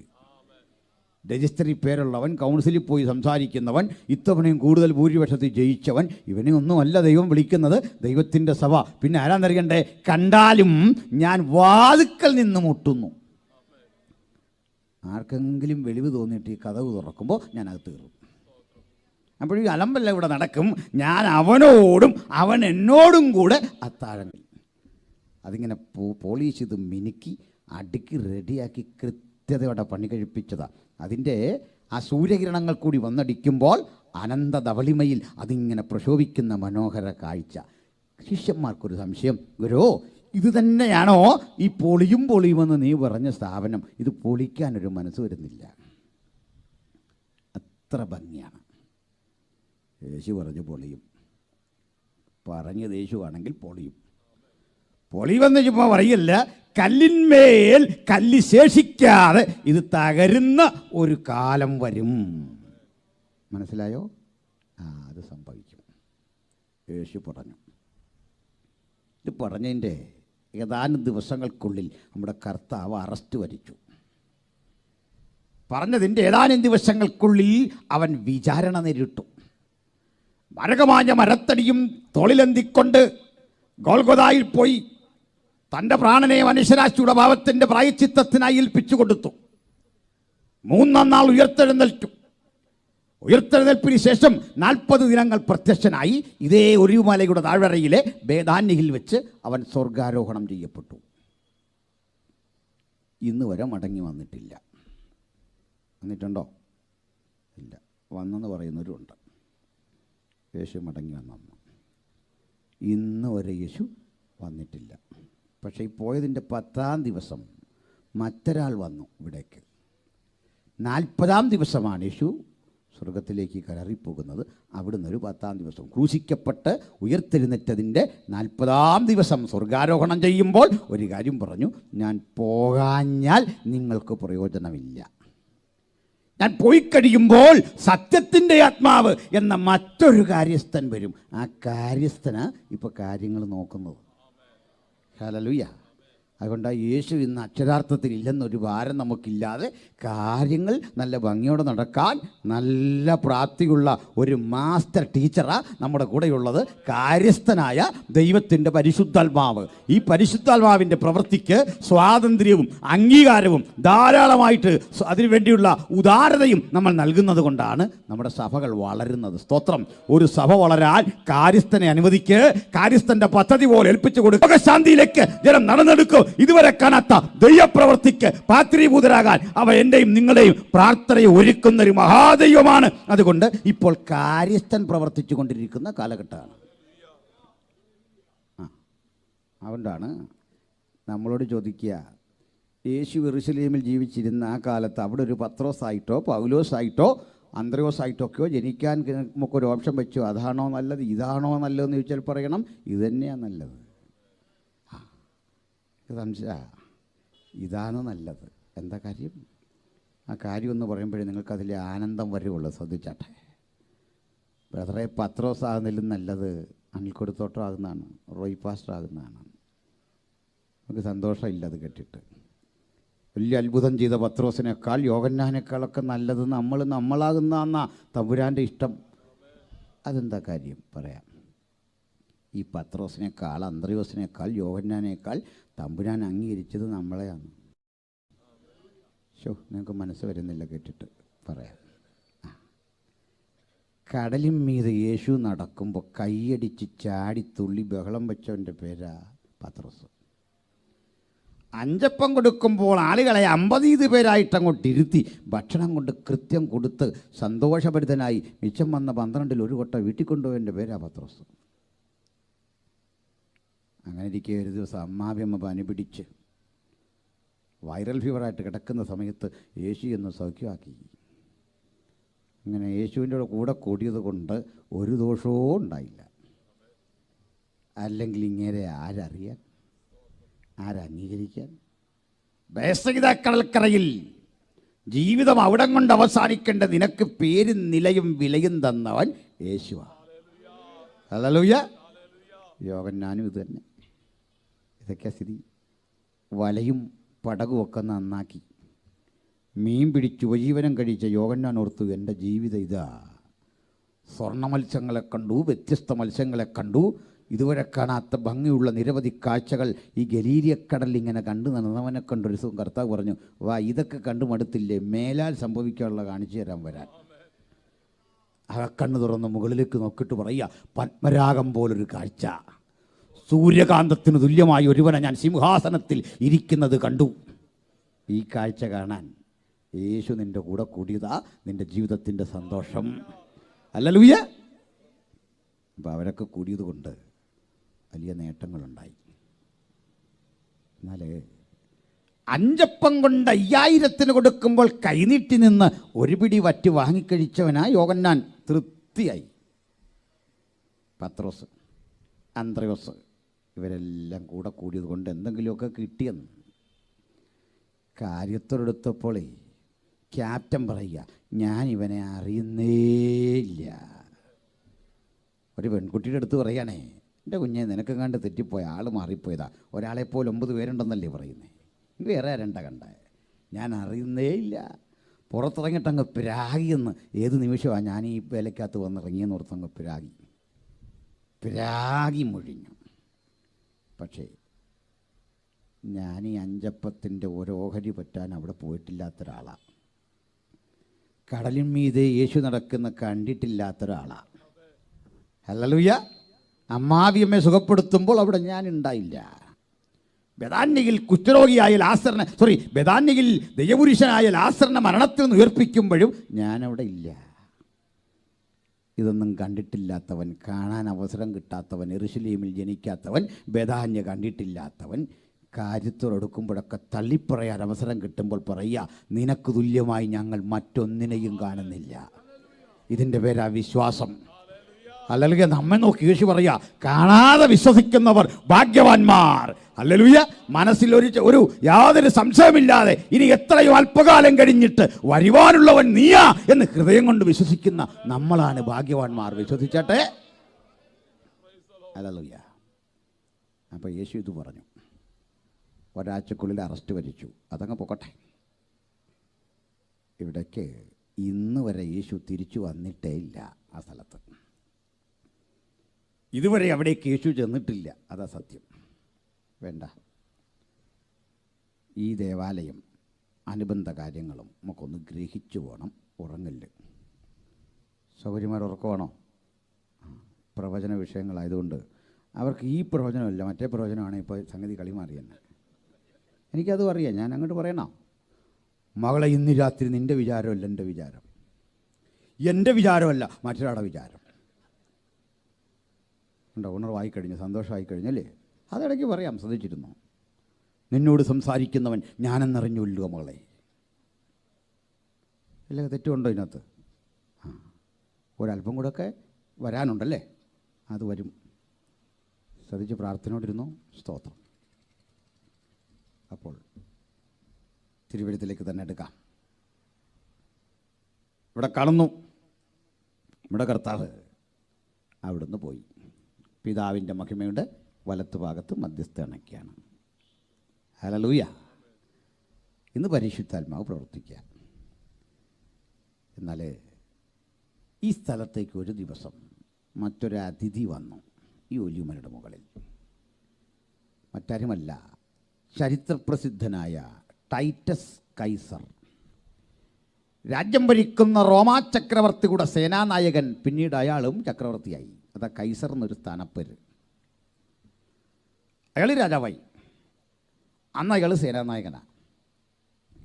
സേനാനായകൻ്റെ ലക്ഷ്യം വേറൊന്നുമല്ല, യെറുസലേമിൽ വിലമതിക്കാനാവാത്ത സ്വർണ്ണ സമ്പത്തുണ്ട്, വിലപിടിപ്പുള്ള നാണയങ്ങളുണ്ട്, അപൂർവം സ്വത്തുക്കളുണ്ട്, നിലവറകളിൽ പലതും വിലമതിക്കാനാവാത്ത തങ്കനിർമ്മിതമായ വസ്തുക്കൾ കൊണ്ട് ഉള്ള ശേഖരമുണ്ട്. ഇവയുടെ ആധിപത്യം, ഉടമസ്ഥത കൈയടക്കണം. ഇനി വന്ന അതൊക്കെ ആരാധിക്കുന്നവർക്കൊന്നും എതിരല്ല. നിങ്ങൾ ആരാധിക്കുവോ, പാടുവോ, ചാടുവോ ഒക്കെ ചെയ്തു, പക്ഷെ കാണിക്കയൊക്കെ കൊണ്ടുപോകും രാജാവ്. ഇതിനു വേണ്ടി വന്ന അതിന് എത്ര പേര് ആരാധിക്കാൻ വന്നാലും കുഴപ്പമില്ല, ഇതെടുത്തുകൊണ്ട് പോകും. അതാ ലക്ഷ്യം. ചക്രവർത്തിയുടെ സേനാനായകൻ നോക്കുമ്പോൾ അതിനകത്തോട്ട് പോക്ക് നടക്കുകയില്ല. ശക്തിമത്തായ കോട്ട. അത്രയട യെറുസലേമിലെ യഹൂദന്മാരിങ്ങനെ തങ്ങളുടെ ഒരു വികാരമാണ് ഈ സ്ഥലം, അതിങ്ങനെ സൂക്ഷിച്ചു വച്ചിരിക്കുക. അപ്പോൾ സേനാനായകനോട് പറഞ്ഞു, സാർ അവർ ഭയങ്കര ചെറുത്ത് നിൽപ്പാണ്, അകത്ത് കിടന്നാൽ നമുക്ക് എളുപ്പമല്ല കാര്യങ്ങൾ. അകത്ത് കയറി അവൻ്റെ കയ്യിൽ പിടിക്കപ്പെട്ടു പോയാൽ സ്ഥിതി മാറി. രഹസ്യ തുരങ്കങ്ങളുണ്ട് അവർക്ക് രക്ഷപ്പെടാൻ. രാജാവ് പറഞ്ഞു, തുരങ്കമൊക്കെ ഇവിടെ നിൽക്കട്ടെ, ആദ്യം ഈ 8 വാതിലുകളും പിക്കറ്റ് ചെയ്തേക്കാൻ പറഞ്ഞു. അവിടെ മുഴുവൻ പടയാളികളെ ആക്കുക. ഭക്ഷണം കിട്ടാതെ വരുമ്പോൾ ഇവർ പുറത്ത് ചാടാൻ ശ്രമിക്കുന്ന തക്കം നോക്കി വെട്ടുക. നല്ല ഐഡിയ. അങ്ങനെ കിടക്കെട്ടുന്ന വേളയിൽ തുറക്കുന്ന വാതിലൂടെ അകത്ത് കിടക്കുക. ഒരു കാര്യം, ആലയം പൊളിക്കരുത്, അതവിടെ വെച്ചേക്ക്. എന്തിനാ? 2-3 കാര്യങ്ങൾ. ഇതിനകത്തെ സ്വർണ്ണ നിക്ഷേപങ്ങൾ അപഹരിക്കണം. ഇതിനകത്ത് റോമാക്കാരുടെ ദേവനായ ജൂപ്പിറ്റർ, ഇടിമുഴക്കത്തിൻ്റെ ദേവനാണ്, ആ ദേവന് വേണ്ടി ഒരു കൗണ്ടർ ഉണ്ടാക്കണം. അപ്പുറത്ത് മാറി അപ്പോളോ, സൗന്ദര്യത്തിൻ്റെ ദേവത, അപ്പോളോയ്ക്കും ഒരു സ്ഥലമുണ്ടാക്കണം. ഇവരെല്ലാം ആരാധിക്കുന്ന ഒരു സർവമത പ്രാർത്ഥനാലയം, എങ്കിലേ കാണിക്ക വഴിയുള്ളൂ, എല്ലാവരും വരട്ടെ, സജ്ജീകരിക്കണം. അവൻ്റെ ഉള്ളിലിരിപ്പ് തമ്പുരാന് മുൻകൂട്ടി അറിയാം. അതിനാ പറഞ്ഞു, അതിനൊന്നൊരു അവസരം ഞാൻ തരികയില്ല, പൊളിച്ചിടുമെന്ന്. പണ്ട് ദൈവത്തിൻ്റെ തേജസ് ഇറങ്ങിയ ഈ ഇടത്ത് നിനക്കങ്ങനെ പ്രവർത്തിക്കാമെന്ന തോന്നൽ വേണ്ട, അടിച്ച് നിലംപരിചാക്കിയിട്ടേ തൻ്റെ പ്രവൃത്തി അവസാനിപ്പിക്കൂ. സംഭവിച്ചത്, പടയാളികൾ ഇരമ്പിക്കയറി. ചെറുത്തുനിൽപ്പുകൾ അപ്രസക്തമായി. വേണ്ടത്ര മുന്നേറ്റമുണ്ടാക്കാൻ അകത്തു നിന്നവർക്ക് സാധിച്ചില്ല. കീഴടങ്ങലല്ല, ചെറുത്തു നിന്നെങ്കിലും വെട്ടിപ്പരിക്കേൽപ്പിച്ച് വാളിൻ്റെ വായ്ത്തലയ്ക്ക് കൊന്നുകളഞ്ഞ് ചോരപ്പുഴ ഒഴുക്കിക്കൊണ്ട് അതിലൂടെ കുതിരക്കുളമ്പടി അതുവഴി അകത്ത് കടന്ന പടയാളികൾ ആലയം മുഴുവൻ അധീനതയിൽപ്പെടുത്തി. ആണ്ടിലൊരിക്കൽ അഹരോൻ കിടക്കുന്ന അന്തർമന്ദിരത്തിനകത്തും കിടന്ന് പടയാളികൾ ഇരുമ്പ് പൂഴ്ത്തിട്ട് ചവിട്ടി ചോരക്കറ പുരണ്ട അനുഭവത്തിലായി സകലതും. ചക്രവർത്തിയുടെ സേനാനായകൻ പറഞ്ഞ വാക്കുപോലും മാനിക്കാതെ ആരോ തീയിട്ടു ആലയത്തിന്. ആലയം പുകച്ചുരുളിക്കൊണ്ട് മുകളിലേക്ക് ഉയർന്നു. എങ്ങും വമിക്കുന്ന പുകയും തീയും ആർക്കും അകത്ത് നിൽക്കാൻ കഴിയാത്ത വിധം ആളുകൾ നാലുപാടും ചിതറിയോടി. സ്ത്രീകളും കുഞ്ഞുങ്ങളും പുരുഷന്മാരും പടയാളികളും സേനാനായകന്മാരും പല വഴിക്ക് ചിതറിയോടി. എങ്ങും മരണവിളി, ആർത്തനാദം. ആശങ്കകളുടെ ആ കൊടുമുടിയിലേക്ക് ആളുകൾ സാഗൂതം അങ്ങനെ ശ്രദ്ധിച്ചിരിക്കുന്ന ഘട്ടത്തിൽ യെരൂശലേം ഇതാ ഇടിഞ്ഞു തകർന്ന് കൈക്കൊമ്പളിൽ വാരിയെടുത്ത് മാറ്റാവുന്ന ഒരു പിടി ചാരമായി തീർന്നു. ഇതാ ഈ പുസ്തകത്തിൽ സംസാരിച്ചവൻ്റെ കരുത്തെന്ന് ഇന്ന് രാത്രി ദൈവജനം കേൾക്കുന്ന ഏതൊരാളും ഓർത്തുകൊണ്ടിരിക്കണം. ഈ പുസ്തകം ഞങ്ങൾ ഉയർത്തി പ്രസംഗിക്കാൻ കാരണം അതിൽ പ്രവചനം നടത്തിയവരും ദൈവപുരുഷനായ പൗലോസടക്കമുള്ള ദൈവദാസന്മാരും എന്താണ് പിൽക്കാലത്തോട് പറഞ്ഞത് അത് അക്ഷരം പ്രതി നിറവേറിയ ഒരു കാലത്തിൻ്റെ സായന്തനത്തിലാണ് ഞാനും നിങ്ങളും ഈ രാത്രി തിരുവെടുത്ത് കെട്ടുകൊണ്ടിരിക്കുന്നത്. ബഹുമാന്യരെ, എന്തു പിണഞ്ഞു ഒടുക്കം ആളുകൾ നാലുപാടും ചിതറി. അപ്പോഴാരോ പറഞ്ഞത്, പ്രഭോ, ഈ സ്വർണമൊക്കെ എങ്ങോട്ട് പോയി എന്നറിയില്ല, അത് കത്തിക്കിനിഞ്ഞിറങ്ങി ഭൂമിയുടെ അടിത്തട്ടി കിടപ്പുണ്ടാവും, അതുകൊണ്ട് താഴേക്ക് തറയ്ക്കകത്ത് കാണും. കുറേയൊക്കെ ശരിയായിരുന്നു. അതുകൊണ്ട് ആനകളെ കൊണ്ടുവന്ന് ഇരുമ്പ് കലപ്പകൾ കെട്ടി ഉഴുതുമറിച്ച് കല്ലുകൾ ഓരോന്ന് പിഴുതിളക്കി ഇളക്കി ഇളക്കി മാറ്റുമ്പോൾ യേശു പറഞ്ഞ പ്രവചനത്തിൻ്റെ 2ാം ഭാഗം നിറവേറി. കല്ലിന്മേൽ കല്ല് ശേഷിക്കാതെ തകരുന്ന ഒരു കാലം വരും. ഇന്നും ചെതറിക്കിടക്കുക കല്ല്. ഹല്ലേലൂയ. ഈ സ്ഥലം ഇന്ന് അറബികളുടെ കയ്യിലാണ്, മുസ്ലിങ്ങളുടെ കയ്യിൽ. മെക്കയും മദീനയും കഴിഞ്ഞാൽ അറാബ്സിൻ്റെ ഏറ്റവും പ്രധാനപ്പെട്ട സ്ഥലം അങ്ങനെ കിടക്കുക. 2 പള്ളികളാണ് അവിടെ ഉള്ളത്. അൽ അക്സ ടെമ്പിൾ അതിനിപ്പുറത്ത് മാറി ഖലീഫ ഒമറിൻ്റെ കാലത്ത് പണി കഴിപ്പിച്ച മറ്റൊരു പള്ളി. ഇത് രണ്ടും ഉണ്ട് അവിടെ. ഡോം ഓഫ് ദ റോക്കും അൽ അക്സ ടെമ്പിളും 2 പള്ളികൾ. ഇതിൻ്റെ തൊട്ടടുത്താണ് ഈ കിഴക്കേ വാതിൽ അടഞ്ഞു കിടക്കുകയാണ്. നിങ്ങൾക്ക് ആ പശ്ചാത്തലമൊക്കെ മനസ്സിലായല്ലോ. ഈ സ്ഥലത്തിൽ ഇനിയും പൊളിയാതെ ആ പഴയ ഭിത്തിയുടെ ഒരു ഭാഗം നിൽപ്പുണ്ട്. അതിൻ്റെ പേരാ വിലാപമതിൽ. ആ വിലാപമതിലിൻ്റെ അപ്പുറത്താണ് ഈ ആലയം. വിലാപമതിലിൻ്റെ ഇപ്പുറത്ത് വരെ യഹൂദന്മാർക്ക് പ്രവേശനമുള്ളൂ. അപ്പുറത്ത് കടന്ന് അപ്പുറത്തേക്കുള്ള പ്രവേശനം അവർക്ക് അനുവദനീയമല്ല. എങ്കിലും കാണാനൊക്കെ ആയിട്ട് പോകാം. മറിച്ച് ആധിപത്യം ഇപ്പോഴും ആ ഭാഗത്ത്, ആ ഒരു സ്ഥലം മാത്രം മുസ്ലിം കയ്യിൽ. ഇതാണ് തർക്കഭൂമി. നാളെ നടക്കാൻ പോകുന്ന ഒരു വലിയ രാഷ്ട്രീയ ഏറ്റുമുട്ടലിനൊക്കെ വിളഭൂമിയായി ഭവിക്കാൻ പോകുന്ന ഒരു സ്ഥലമാണിത്. അങ്ങനെ അന്ന് തകർന്ന യെരൂശലേം ഞാൻ ഈ പ്രസംഗിക്കുന്ന രാത്രി വരെ പുനർനിർമ്മിച്ചിട്ടില്ല. ഇതുവരെ പണിയാൻ പറ്റിയിട്ടില്ല. 2000 ആണ്ട് കഴിഞ്ഞിട്ടും ഈ സ്ഥലം പണിയാൻ പറ്റിയിട്ടില്ല. അതങ്ങനെ കിടക്കാണ്. ഇനി മറുവശത്തേക്ക് വരാം. പ്രിയപ്പെട്ടവരെ, ഇവിടെ ഒരു കാഴ്ച നിങ്ങൾ കാണണം. ഇവിടുന്ന് AD 70 യെരൂശലേം ദേവാലയം തകർന്നു. തകരപ്പെട്ട ദേവാലയത്തിൻ്റെ അവശിഷ്ടങ്ങൾ ഇന്നും ശൂന്യങ്ങളായി കിടക്കുന്നു. ആ സ്ഥലങ്ങൾക്ക് വലിയ ഗവേഷണങ്ങൾക്കും പഠനങ്ങൾക്കും വിധേയമാകുന്നു. ആലയം നഷ്ടപ്പെട്ടതോടെ യഹൂദൻ വല്ലാത്ത വൈരാഗ്യഭാവത്തോടെ തരം കിട്ടുമ്പോഴൊക്കെ റോമക്കാരനെ അടിച്ചു, നേരിട്ടു, ആക്രമിച്ചു. ഒടുവിൽ യഹൂദനൊരു ശല്യമായി മാറി. അതവൻ്റെ പ്രശ്നമായിരുന്നില്ല. തങ്ങളെ ആലയം തകർത്തു. തങ്ങൾ കാത്തിരുന്ന് പ്രാർത്ഥിച്ച് ആരംഭിച്ച സംരംഭങ്ങളെ മുഴുവൻ തച്ചുടച്ചു. പ്രതികാര ബുദ്ധിയുള്ള ക്രിമിനൽ മനോഭാവങ്ങൾ അവർക്കിടയിൽ ഉരുത്തിരിഞ്ഞപ്പോൾ ഒരു വിധത്തിൽ 19 കൊല്ലം കഴിഞ്ഞുപോയി. അന്ന് രാജ്യം ഭരിച്ചുകൊണ്ടിരുന്ന ഹദ്രിയൻ ചക്രവർത്തി ഇതു നിമിത്തം ഒരു ഉത്തരവിട്ടു. ഇനിമേൽ 120 മൈൽ വിസ്തൃതി വരുന്ന പാലസ്തീനിയായിൽ, അതിൻ്റെ ഒരു ഭാഗം യെരൂശലേം, ഈ പാലസ്തീനിയായിലെങ്ങും ഒരൊറ്റ യഹൂദനെ കാണാൻ പാടില്ല. പോകണം. മനസ്സിലായോ?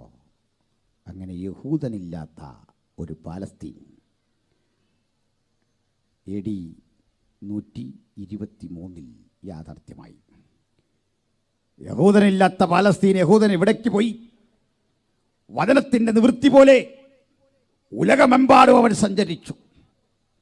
ലോകത്തിൻ്റെ പലയിടങ്ങളിലേക്ക് ചെതറി നമ്മുടെ കേരളത്തിലും വന്നു. കൊടുങ്ങല്ലൂരും ചാവക്കാടും കൊച്ചിയിലും ജൂത പള്ളികളുണ്ടായി. യേശുവിന് മുമ്പേ യഹൂദന്മാരിവിടെ ഉണ്ട്. പക്ഷെ ഇവർ അങ്ങനെ ചെതറി വന്ന കൂട്ടത്തിലാണ്. ഉലകം മുഴുവൻ ചെതറി. ലോകത്ത് ഇത്രയും സ്കാറ്റേഡായൊരു കമ്മ്യൂണിറ്റി ജൂതനാണ് ചിതറിക്കിടക്കുന്നത്. ഈ ജൂതം കഴിഞ്ഞാൽ ലോകം മുഴുവൻ ചിതറിക്കിടക്കുന്ന വേറൊരു കൂട്ടരുണ്ട്. ആരാന്ന് പറയോ? ആരാ? കള്ളച്ചിരി കണ്ടപ്പോൾ എനിക്ക് മനസ്സിലായി. സ്വന്തം നാട്ടിൽ ഒരു നിയമം പാലിക്കാതെ, ഡ്രൈവിംഗ് നിയമം പാലിക്കുകയില്ല, ഒരു നിയമവും പാലിക്കുകയില്ല. ചെല്ലുന്ന സ്ഥലത്ത് നമ്മളെപ്പോലെ ഡീസൻ്റ് ആളുകളുണ്ടോ? എല്ലാം കറക്റ്റ്. ഇത്രയും പഞ്ചലായ ആൾക്കാരുണ്ടോ? ലോകം മുഴുവൻ ചിതറിക്കിടക്കുക. പോട്ടെ, അങ്ങനെ ചെതറുന്നതുകൊണ്ട് കുറേ ഗുണങ്ങളുണ്ട്. ഒന്ന്, ആർജിത സംസ്കാരം. മറ്റ് പലതും ഗ്രഹിച്ച് പല അനുഭവങ്ങൾ, പല ഭാഷകൾ, പല രുചികൾ, അവയെല്ലാം ലഭിച്ചാണ് നമ്മൾ പോരുന്നത്. എന്താ മലയാളിയുടെ വളർച്ചയുടെ ഒരു കാരണം കൂടി അത്തരം പ്രവാസ ജീവിതത്തിൻ്റെ സാഹചര്യങ്ങളാണ്. പോകട്ടെ, അടുത്തിലേക്ക് വരാം. ബഹുമാന്യരെ, ഉലകം മുഴുവൻ ചിതറിയ യഹൂദന് നമ്മിൽ നിന്ന് വിഭിന്നമായ മറ്റൊരു കാര്യം. നമ്മളൊരു സ്ഥലത്ത് പോയാൽ ഒരു 8-10 വർഷം കൊണ്ട് ആദ്യം അവിടുത്തുകാരനെ അവിടെ നിന്ന് ഇറക്കും, പിന്നെ നമ്മളത് പിടിച്ചെടുക്കും. അങ്ങനെ ഒരു ശൈലി. മുംബൈയിലും ഡൽഹിയിലും ഒക്കെ പണ്ട് നമ്മളങ്ങനെ കുടിയേറിയതാണ്. നമുക്ക് അന്നൊരു ജോലി തന്നവൻ ഇന്ന് നമ്മുടെ പണിക്കാരനായിട്ട് മാറി. എന്തോ ടെക്നിക്കാണെന്നൊരു പിടിയില്ല. അപ്പം നമ്മളവിടെ ചെന്നിട്ട് അവനേക്കാൾ വലിയ ഗന്ധിക്കാരനായി. മനസ്സിലായോ? ഉരുളക്കിഴങ്ങെന്ന് പറഞ്ഞാൽ ഒന്നും അറിയില്ല, ആലുവെന്നേ ഇപ്പോൾ പറയാറുള്ളൂ. അങ്ങനെയാണ്. മലയാളം നാവിൽ വഴങ്ങില്ല. ഭാഷ മാറി, സംസ്കാരം മാറി, ശൈലിയൊക്കെ മാറി. ചപ്പാത്തി ഒന്നും പറയില്ല, റൊട്ടി എന്നേ പറയൂ. ശൈലി കംപ്ലീറ്റ് മാറി. എനിവേ, ജൂതൻ അങ്ങനല്ല, വ്യത്യാസമുണ്ട്. എന്താ വ്യത്യാസം? അവനവൻ്റെ ഭാഷ മറക്കില്ല, അത് സൂക്ഷിക്കും. കഴിവതും അവനവൻ്റെ മകളെ നമുക്ക് വിവാഹം കഴിച്ച് തരികയില്ല. നമ്മുടെ മോളെ അവനും വേണ്ട. ഇനി അങ്ങനെ രണ്ടുപേരും ഇഷ്ടപ്പെട്ടോ, അവിടെ കേസും വഴക്കൊന്നുമില്ല. നിങ്ങൾ പോക്കോ. യഹൂദൻ്റെ നാട്ടിൽ ഇന്നും ഉള്ളൊരു ഗുണമാണ്. ഇഷ്ടപ്പെട്ട മതം വിശ്വസിക്കുക. അല്ല, യഹൂദനായിരിക്കണമെന്നൊന്നുമില്ല. കമ്മ്യൂണിസ്റ്റ് ആകണോ? ആയിക്കോ. അതല്ല, നിങ്ങൾക്ക് നിരീശ്വരനാകണോ? ആയിക്കോ. ഹിന്ദു ആകണോ? അവിടെ ഒരു പ്രശ്നമില്ല. അതിൻ്റെ പുറകൊന്നും ആരും വരില്ല. മനുഷ്യാവകാശമാണ് എന്താകണം എന്നൊക്കെ ഉള്ളത്. നല്ല സ്വാതന്ത്ര്യം, നല്ല വഴിക്ക് ഇഷ്ടപ്പെട്ട പോലെ ജീവിക്കാം. അടുത്തത്, എന്നിട്ടും അവൻ നമ്മുടെ പെൺകുട്ടിയെ അങ്ങനെ കെട്ടുന്നില്ല. അവൻ്റെ മകളെ നമുക്കും തരുന്നില്ല, കല്യാണം കഴിച്ചേ. കാരണം അവർക്കതിൻ്റെ ആവശ്യമില്ലെന്ന്. എന്തോ കണ്ടിട്ട് തരാനാ? മനസ്സിലായോ? വിശദീകരണത്തിലേക്ക് ഞാനിപ്പോൾ പോകുന്നില്ല, ശ്രദ്ധിച്ചാട്ട്. സമ്പത്ത് കൊണ്ട്, സൗന്ദര്യം കൊണ്ട്, ആഢ്യത്വം കൊണ്ട് അവനുണ്ടാക്കിയ ഒരു സ്ഥാനമുണ്ട് ലോകത്ത്. തരിപ്പോയ യഹൂദൻ തൻ്റെ ജീവിതത്തിൻ്റെ നല്ലൊരു ഭാഗം ചിലവഴിച്ചത് പഠനങ്ങൾക്കും അന്വേഷണങ്ങൾക്കും വിശകലനങ്ങൾക്കും വിശേഷിച്ച് സാങ്കേതിക അഭ്യസനത്തിനാണ്. കറണ്ട് പോയാലുള്ള ബുദ്ധിമുട്ടറിയാമല്ലോ. ഈ വൈദ്യുതി നമുക്കിങ്ങനെ തന്നതിൻ്റെ പിന്നിലെ ഗവേഷണം നടത്തിയ മൈക്കൽ ഫാരഡേ ഒരു യഹൂദനായിരുന്നു. മനസ്സിലായോ? ഫാരഡേ. അതുപോലെ നിരവധി ആളുകൾ. സിഗ്മണ്ട് ഫ്രോയിഡ് ഒരു യഹൂദനായിരുന്നു. വിസ്മയോഹമായ സംഗീതത്തിൻ്റെ മാന്ത്രിക ലോകത്തിലൂടെ മനുഷ്യരെ നയിച്ച ബീഥോവൻ ഒരു യഹൂദനായിരുന്നു. യുവാക്കളിൽ ആവേശത്തിര ഇളക്കുന്ന, മാറ്റത്തിൽ ആഹ്വാനം ചെയ്യുന്ന വിപ്ലവചിന്തയുടെ ആചാര്യൻ കാൾ മാർക്സ് ഒരു യഹൂദനായിരുന്നു. ലോകത്തെ വിസ്ഫോടനം കൊണ്ട് പലയാവർത്തി ഭസ്മീകരിക്കുന്ന ആറ്റം ബോംബുകൾ, അവ നിർമ്മിക്കാൻ പ്രേരകമായ E=mc², ഈ തത്വം, ഈ ഭൗതിക ശാസ്ത്ര സിദ്ധാന്തം ലോകത്തിന് കൊടുത്ത ആൽബർട്ട് ഐൻസ്റ്റീൻ ഒരു യഹൂദനായിരുന്നു. ഒത്തിരി പേരുണ്ടിരിക്കണേ. ചുരുക്കത്തിൽ ലോകം മൊത്തം ചെതറി. യഹൂദനെ നമ്മൾ ഇന്ന് ഫേസ്ബുക്കൊക്കെ എടുത്താൽ ചില ഇതിലേക്ക് കയറിയ മൊത്തം യഹൂദനെ തെറി പറഞ്ഞേ കാണുകയുള്ളൂ. പക്ഷേ ആ ഫേസ്ബുക്കും അവൻ്റെയാണ്.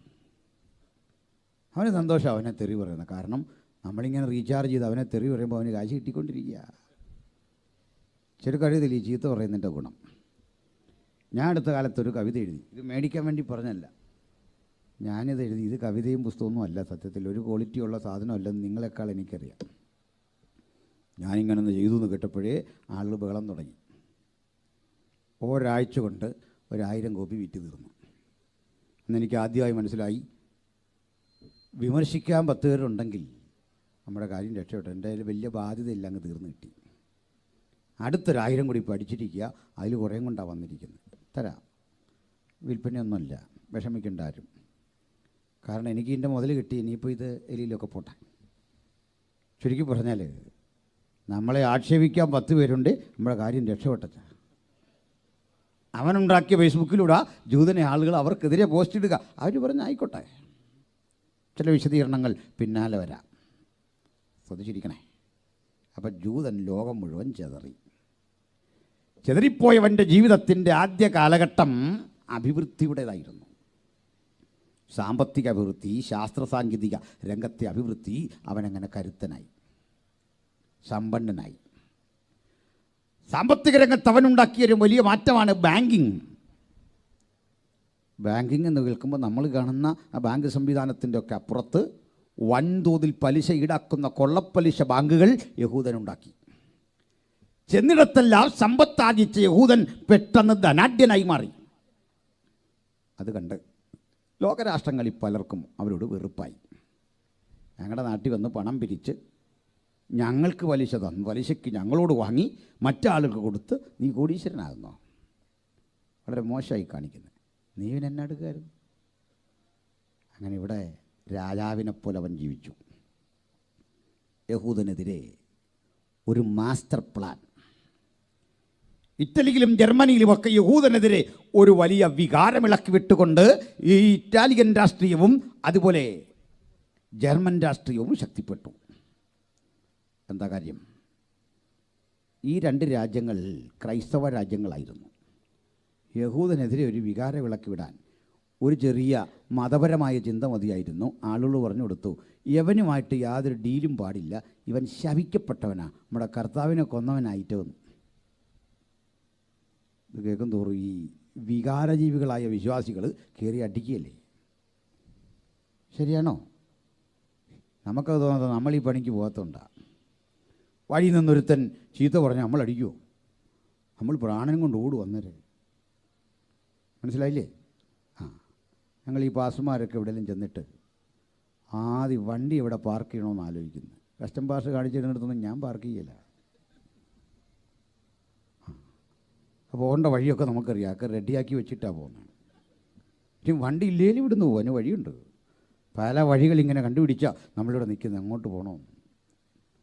അച്ഛാ, നമുക്കെതിരെ ഒരുത്തം പോരാടാൻ വന്നാൽ പല വഴികൾ കണ്ടുപിടിച്ചോണം, ഒടുവിൽ പ്രാർത്ഥനയോടെ പോക്കണം.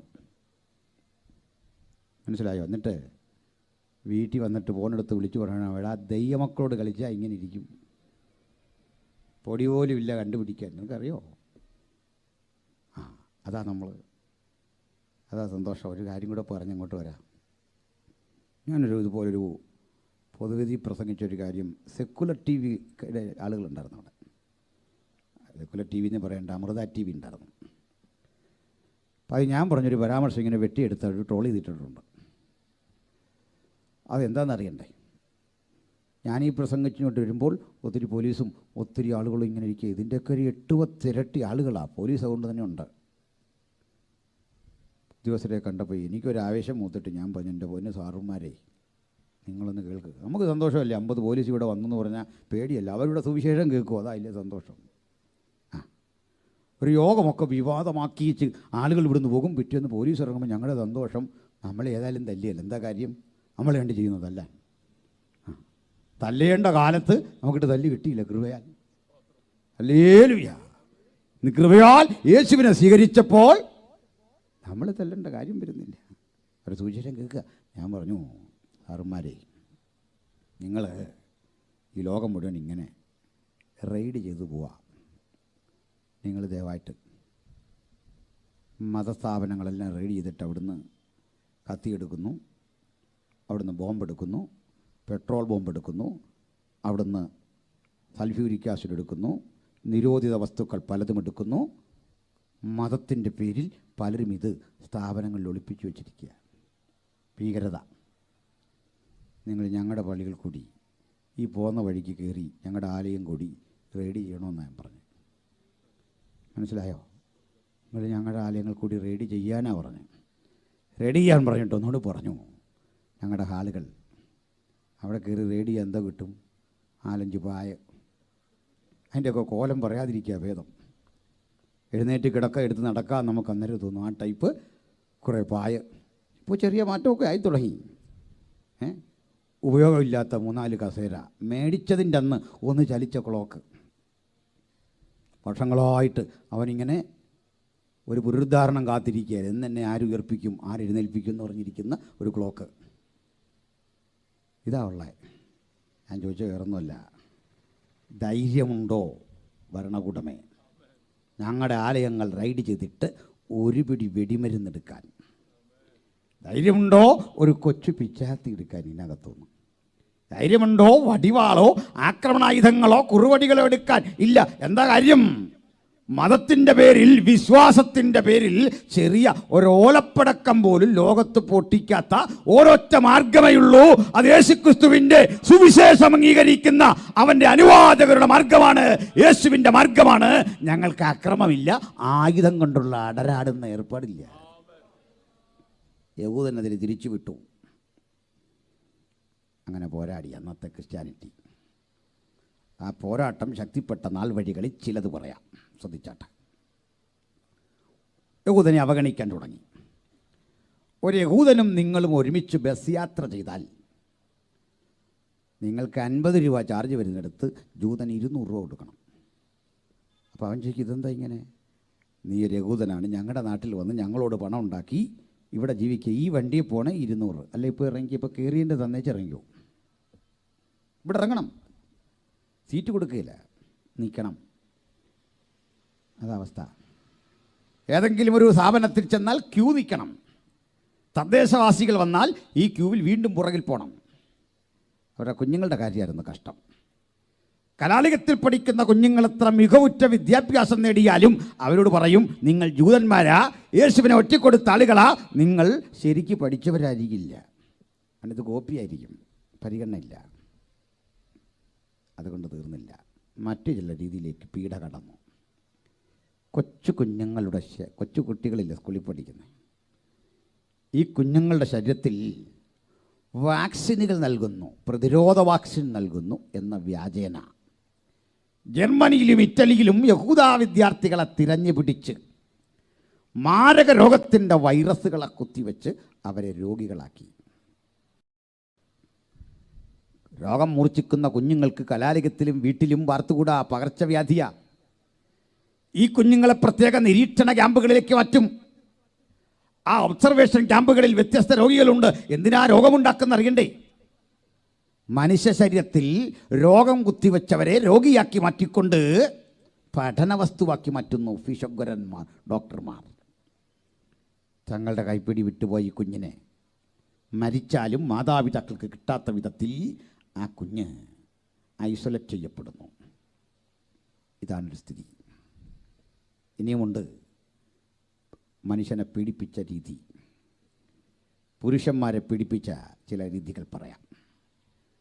ഒരു മനുഷ്യൻ ഭക്ഷണം കഴിക്കാതെ എത്ര നാൾ ജീവിക്കും എന്നറിയാൻ ആ മനുഷ്യനെ ഫുഡ് കൊടുക്കാതെ ക്യാമ്പുകളിലിട്ടു. വിശന്ന് വെള്ളം മാത്രം കുടിച്ച് എത്ര നാൾ കഴിയും. അങ്ങനെ ചിലരെ പരീക്ഷിക്കുമ്പോൾ വെള്ളം കൊടുക്കാതെ ചിലരെ പരീക്ഷിച്ചു. ചിലടത്ത് ഫുഡുണ്ട്, വെള്ളമില്ല, ഭക്ഷണമുണ്ട്, വെള്ളമില്ല. ചിലടത്ത് രണ്ടുമില്ല. എത്ര നാൾ? മരണത്തെക്കുറിച്ച് പഠിക്കാൻ പലതരം ശൈലികൾ. മനുഷ്യൻ്റെ തലക്ക് അതകത്തെ കൈയും കാലും കെട്ടി ബന്ധിച്ച ശേഷം നേരിയ കനമുള്ള ചുറ്റിക കൊണ്ട് പതുക്കെ തലക്കടിച്ചടിച്ചടിച്ചടിച്ച് ഈ മരണവെപ്രാളം കാട്ടുന്ന ആളിൻ്റെ ചേഷ്ടകൾ പഠിക്കാൻ ആളുകൾ കാത്തിരുന്നു. മരിക്കുമ്പോൾ കാണിക്കുന്ന ചേഷ്ടകൾ എന്തൊക്കെയാണ്? ജീവനുള്ള മനുഷ്യ ശരീരം കീറി മുറിച്ചു പഠന വസ്തുവാക്കി. താരതമ്യേന സുന്ദരന്മാരാണ് യഹൂദന്മാർ. റോസ് നിറം ഇടകലർന്ന മനോഹരമായൊരു ത്വക്ക്, അതാണ് അവരുടെ പ്രത്യേകത. കോതമ്പ് നിറം കലർന്ന ആ ത്വക്ക് അവർ കീറിയെടുത്ത് ഉരിഞ്ഞെടുത്ത് വാനിറ്റി ബാഗുകളുണ്ടാക്കി മാനുകളുടെ തോൽ എന്ന വ്യാജേന ബാഗുകൾ ഉണ്ടാക്കി ലോകത്തിൻ്റെ പലയിടങ്ങളിൽ കയറ്റി അയച്ച് യൂറോപ്പിൻ്റെ വിപണി മുഴുവൻ. ഒത്തിരിയുണ്ട് പറയാൻ. കുറ്റവാളികളെന്ന് മുദ്രകുത്തി ഏതെങ്കിലും കേസിൽ പിടിക്കപ്പെട്ടാൽ അവർക്ക് കൊടുക്കുന്ന ശിക്ഷകളിൽ ചിലത് ഞാൻ പറയാം. ദൂരേക്ക് വലിച്ചു കെട്ടിയ മുള്ളുകമ്പി, ഇരുഭാഗത്തും വേലി കണക്കിന് മുള്ളുകമ്പി വലിച്ചു കെട്ടിയിരിക്കുക. അത് 90 ഡിഗ്രി ആംഗിളിൽ ചരിയും. ഇതിൻ്റെ ഉള്ളിൽ കൂടി നഗ്നരാക്കി ഓടിക്കുക. ഓടും വേളയിൽ എതിർവശത്ത് നിന്ന് നായ്ക്കളെ അടിച്ചുവിടുക. നായ്ക്കൾ കടിച്ചുകുടയാൻ ഇവിടെ നിന്ന് വരുമ്പോൾ അങ്ങേ വശത്തു നിന്നും നായ്ക്കൾ വരിക. പ്രാണരക്ഷാർത്ഥം ഇവർ ഓടിക്കയറുന്നത് ഈ മുള്ളുകമ്പിയിൽ. മാംസം പറഞ്ഞുരഞ്ഞ് അതിലേക്ക് പറ്റിപ്പിടിക്കുന്ന വേളയിൽ ഈ കമ്പിയിലൂടെ ഷോക്ക് കടത്തിവിടുക, ഇലക്ട്രിസിറ്റി കടത്തിവിടുക. ഇങ്ങനെ 100 കണക്കിനല്ല 1000 ആളുകളെ കൊന്നിട്ട് ഈ വീഴുന്ന ശവശരീരങ്ങൾ ചുമക്കാൻ മറ്റ് ക്രിമിനലുകൾ എന്ന് മുദ്രകുത്തിയ യഹൂദനെ തന്നെ വെക്കുക. താൻ ചുമക്കുന്ന ശരീരം അപ്പൻ്റെയോ അമ്മയുടെയോ സഹോദരൻ്റെയോ സഹോദരിയുടെയോ എന്നറിയാതെ ഈ ചുമന്നുകൊണ്ട് വാഗണുകളിലിടുക. ഈ വണ്ടികൾ ഓടിച്ച് ആളില്ലാത്ത മേഖലകളിലേക്ക് ദൂരേക്ക് പോയി അവിടെ കത്തിക്കുക. കത്തിച്ച് തീരുന്നില്ല. മനുഷ്യ ശരീരം കത്തിച്ച് ആ ശരീരത്തിൽ നിന്ന് ഊറി വരുന്ന കൊഴുപ്പ് ക്യാനുകളിൽ ശേഖരിക്കും. ആ കൊഴുപ്പ് കൊണ്ട് സോപ്പും അങ്ങനെയുള്ള വസ്തുക്കളുണ്ടാക്കി യൂറോപ്പിൻ്റെ വിപണിയിൽ കൊണ്ട് വിറ്റു. അവശേഷിക്കപ്പെട്ട ശരീരഭാഗങ്ങൾ ജൈവ വളമാക്കി മാറ്റി കാർഷിക മേഖലയ്ക്ക് വിറ്റു. സ്ത്രീകളെയും മറ്റും ഉപദ്രവിച്ച വിധങ്ങൾ ഒരു പൊതുജന സമക്ഷം പ്രസംഗിച്ചുകൂടാ. 1-2 കാര്യങ്ങൾ മാത്രം ഞാൻ പറയാം. ഗർഭവതികളായ സ്ത്രീകളെ കൊണ്ടുവന്നു ആ ഉദരം പച്ചയ്ക്ക് കീറി ഗർഭസ്ഥ ശിശുവിനെ പുറത്തെടുക്കുക. ആ ഗർഭസ്ഥ ശിശുവിനെ പുറത്തെടുത്തിട്ട് അതിനെ ഉടച്ചു പരുവപ്പെടുത്തി ആ കുഞ്ഞിനെ വലിച്ചു കീറി പുറത്തെടുക്കുമ്പോൾ അതിനെപ്പോഴും പ്രാണനുണ്ട്. അതിങ്ങനെ പിടഞ്ഞുകൊണ്ടിരിക്കും. ഈ പിടയുന്ന കുഞ്ഞിനെ മർദ്ദം ചെലുത്തി ഇടിച്ച് തകർത്ത് പിഴിഞ്ഞ് ചാറാക്കി.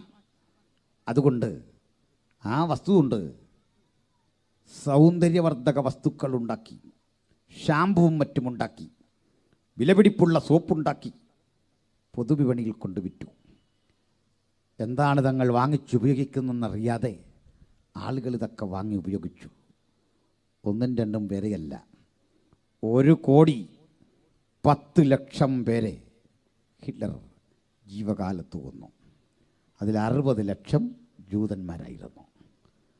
മാരകമായി ശിക്ഷടിച്ചു വിട്ട് ജൂതലോകത്തെ കൊന്നു കൊലവിളിക്കുമ്പോൾ എന്താണ് ഭവിച്ചതെന്നറിയണ്ടേ?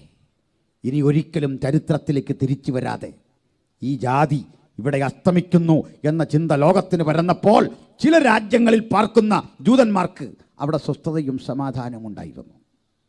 വിശേഷിച്ച് ഇന്ത്യയിൽ, കേരളത്തിൽ, അതുപോലെ തന്നെ അമേരിക്കയിൽ, പാശ്ചാത്യ രാജ്യങ്ങളിലൊക്കെ സ്വസ്ഥത കിട്ടിയപ്പോൾ വടക്കൻ രാജ്യങ്ങൾ അവരെ പീഡിപ്പിച്ചു. എന്നാൽ അവരൊന്ന് പീഡിപ്പിക്കപ്പെടാൻ കാരണം നമ്മൾ നമ്മുടെ ദൈവത്തെ വിളിച്ച് നമ്മുടെ സംസ്കാരം പരിപാലിച്ച് നമ്മുടെ ശൈലിയിലൂടെ പോകുന്നത് ലോകത്തിനോട് യോജിക്കാൻ പറ്റുന്നില്ല. അതുകൊണ്ട് നമുക്കൊത്തൊരുമിച്ച് പാർക്കാൻ നമുക്ക് സ്വന്തമാണ്. അതിനുവേണ്ടി കളക്ഷൻ എടുത്തിട്ട് ആവശ്യകതയുടെ 3 ഇരട്ടി പണമാണ് കിട്ടിയത്. പക്ഷേ ലോകത്തൊരു രാജ്യവും തയ്യാറായില്ല. ജില്ല പോയിട്ടൊരു പഞ്ചായത്ത് പോലും കിട്ടുന്ന ലക്ഷണം. ഉപേക്ഷിച്ചിറങ്ങിപ്പോന്ന ആ മണ്ണുണ്ടല്ലോ പാലസ്തീൻ, അത് തിരിച്ചു കിട്ടണം. ഇത് തുർക്കികളുടെ കയ്യിലാണ്. തുർക്കികളുടെ ഭരണാധികാരി ഹുസൈൻ ചക്രവർത്തിയെ കണ്ടിട്ട് 120 മൈൽ സ്ഥലമുണ്ട്, അവിടെ ഞങ്ങൾക്ക് തരണേ വിലയ്ക്ക്. അദ്ദേഹം പറഞ്ഞു, തരാം, വിലയൊന്നും വേണ്ട, സൗജന്യമാണ്, നിങ്ങളുടെ പാർത്തോ. പക്ഷെ ഒരു വ്യവസ്ഥ, ഇതെന്നാ നിങ്ങൾക്ക് തരുന്നതെന്ന് അറിയണ്ടേ? പറയാം. മക്കൾ ഒലിവുമല കണ്ടിട്ടുണ്ടോ? ഒലിവുമലയിൽ നിന്ന് അങ്ങ് പടിഞ്ഞാറ് വശത്തേക്ക് വടക്കോട്ട് നോക്കിയിട്ടുണ്ടോ? അപ്പോൾ എന്താ കണ്ടേ? ഞങ്ങൾ മനോഹരമായ ഗലീലിയ തടാകം, ആ തടാകത്തിൽ നിന്നൊരു നീരൊഴുക്ക് താഴേക്ക് ഒഴുകുന്ന കണ്ടു. യോർദാൻ. ഇവ തമ്മിൽ ഒരു എത്ര അടി വ്യത്യാസം കാണും? ഒരു 10-700-800 അടി. 600 അടിയിലൊട്ടും കുറയില്ല. അങ്ങനെയെങ്കിൽ ഇതൊരു 18-20 അടി കഷ്ടിച്ചുണ്ട്. അപ്പോൾ 600 അടി ഒന്ന് സങ്കല്പിച്ച്. അങ്ങനെയെങ്കിൽ എന്നെങ്കിലും ഒരിക്കൽ യോർദാനിലെ വെള്ളം ഒഴുകി ഒലിവുമലയുടെ മീതേ കടക്കുന്ന കാലം വന്നാൽ അന്ന് തരാം. നടക്കുമോ? നമ്മളാണെ അവിടെ തിരിഞ്ഞു നിന്നേനെ എന്നാ വെച്ചാൽ അത് ഞാൻ അന്ന് വരാമെന്നും പറഞ്ഞു. പക്ഷേ ഇവർ തിരിഞ്ഞു നടക്കുമ്പോൾ ആ കൂടെ ഒരുവൻ പറഞ്ഞു, ആർത്തലക്കുന്ന ചെങ്കടലും ഭേദിച്ചുണങ്ങിയ നിലം വഴി ഇക്കര കടന്നവൻ്റെ ചെറുമക്കളാ ഞങ്ങൾ. അതുകൊണ്ട് ഇതും സംഭവിക്കും എന്നതിന് ഞങ്ങൾക്ക് തർക്കമില്ല. താങ്കളെന്ന് ഭൂമുഖത്തുണ്ടായാലും ഇല്ലെങ്കിലും ഒരു ദിവസം യോർദാനിലെ വെള്ളം ഒലിവുമലയുടെ മീതെ കടക്കും. ഒക്കെ ഒരു ചേരിയില്ല. ഇറ്റലിയും ജർമ്മനിയും ആ മറുചേരിയിൽ പ്രധാനമായും ഏറ്റുമുട്ടലിൻ്റെ ആദ്യഘട്ടം ബ്രിട്ടനാണ് നേട്ടം. അല്പം കഴിഞ്ഞ് ബ്രിട്ടൻ പരാജയം മണത്തു. തോൽവി രുചിച്ചു തുടങ്ങിയപ്പോൾ തോൽവിയുടെ മുനമ്പത്തെത്തിയ ബ്രിട്ടനെ യുദ്ധത്തിലേക്ക് മടക്കിക്കൊണ്ടുവന്നത് യഹൂദ സയൻറ്റിസ്റ്റുകളാണ്. ഏത് പ്രതിസന്ധിക്കകത്തും മാരക വിപത്ത് വിതയ്ക്കാൻ കഴിയുന്ന മാരകായുധങ്ങളുടെ കണ്ടെത്തലോടെ യഹൂദ ശാസ്ത്രലോകം ബ്രിട്ടന് പിന്തുണ കൊടുത്തു. പകരം എന്തു വേണം? ബ്രിട്ടൻ ചോദിച്ചു. ഈ യുദ്ധം ജയിച്ചാൽ യഹൂദന്മാരുടെ സയൻറ്റിസ്റ്റുകളുടെ മറുപടി, യുദ്ധം നിങ്ങളെ ജയിക്കൂ. ജയിച്ചാൽ ഞങ്ങൾക്ക് പാലസ്തീൻ തരണം. അല്ല, പണമല്ല. ബ്രിട്ടൻ സമ്മതിച്ചു. യുദ്ധം ബ്രിട്ടൻ ജയിച്ചു. ജർമ്മനി ഇറ്റലിയൊക്കെ തോറ്റു. ഫസ്റ്റ് വേൾഡ് വാർ കഴിഞ്ഞു. വാക്ക് പാലിക്കണമല്ലോ. അതുകൊണ്ട് ഈ പാലസ്തീൻ ഓട്ടോമൻ തുർക്കികളുടെ കയ്യിലിരിക്കുക. അത് പിടിക്കണം. ഇത് പിടിക്കാൻ വേണ്ടി ഒരു സൈനിക മേധാവിയെ ബ്രിട്ടൻ അങ്ങോട്ട് അയച്ചു. ഈ വചനം കേൾക്കുന്നവർക്കിടയിൽ CSI സഹോദരങ്ങളുള്ളത്തോളം ഇദ്ദേഹം ഒരു CSIക്കാരനായിരുന്നു ഈ പോയ ആൾ. അവിടെ CSI ഇല്ല, ആംഗ്ലിക്കൻ എന്ന് പറയാവൂ. ആംഗ്ലിക്കൻ ചർച്ച്, അതിലെ വിശ്വാസിയാണ്. അത്ര എടുത്തു പറയാൻ കാരണം ഈ ബൈബിളുമായി നല്ല ടച്ചുള്ള ആളുകളാണ് ആംഗ്ലിക്കൻസ്. അവരാണ് ഈ ബൈബിൾ ലോകത്തിന് ഈ രൂപത്തിൽ തന്നത്. അപ്പോൾ ഇതൊക്കെ എന്നും ബൈബിൾ വായിക്കുന്ന മനുഷ്യനായിരുന്നു. ബൈബിൾ ഏറ്റവും കുറച്ച് വായിക്കുന്ന ആളുകൾ ആരാന്നറിയോ? ഞാൻ പറയുന്നില്ല. ബൈബിൾ നന്നായി വായിക്കുന്ന ആംഗ്ലിക്കൻ വിശ്വാസിയായ ബ്രിട്ടീഷ് ജനറൽ അല്ലൻബി യോർദാന് കുറുകെ കടന്ന് അക്കരെ പോകാൻ ഒരു പാലം സജ്ജീകരിച്ചു. ആ സ്ഥാനത്ത് നിന്നൊരു നല്ല പാലമുണ്ട്. ആ പാലം ഇദ്ദേഹത്തിൻ്റെ പേരിൽ അറിയപ്പെടുന്നത് അല്ലൻബി പാലം. അലൻബി പാലം കടന്ന് ഒലിവുമലയുടെ മുകളിലെത്തി അദ്ദേഹം. അല്ലൻബി ബൈനോക്കുലർ കൊണ്ട് ഇങ്ങനെ വടക്കോട്ട് നോക്കി. അതാ ദൂരെ ഒരു പാനപാത്രം പോലെ കിടക്കുന്ന ഗലീലിക തടാകം. അവിടെ നിന്ന് വെള്ളം ഒഴുകി ലോകത്തിലെ ഭൂമിയിലെ ഏറ്റവും താണയിടം, സമുദ്രനിരപ്പിലും 10-200-500 അടി താഴെ കിടക്കുന്ന ചാവുകടൽ പലതും കണ്ടു. ഒടുക്കം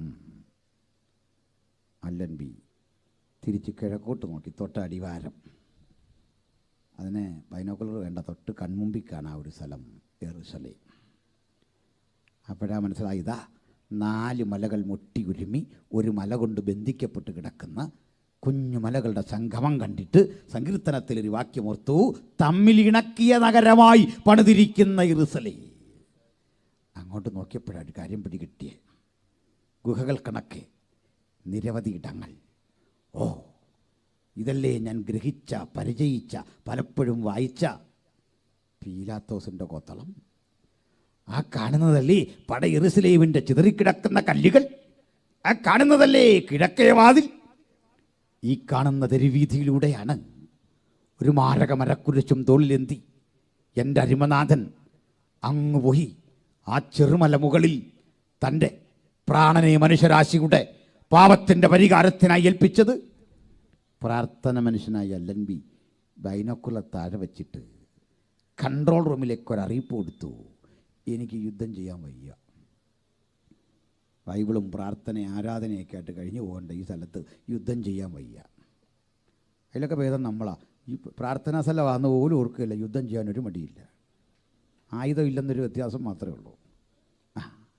അദ്ദേഹം പറഞ്ഞു, പറ്റില്ല, എനിക്ക് പകരം ആരെങ്കിലും ഒന്ന് വിടണേ.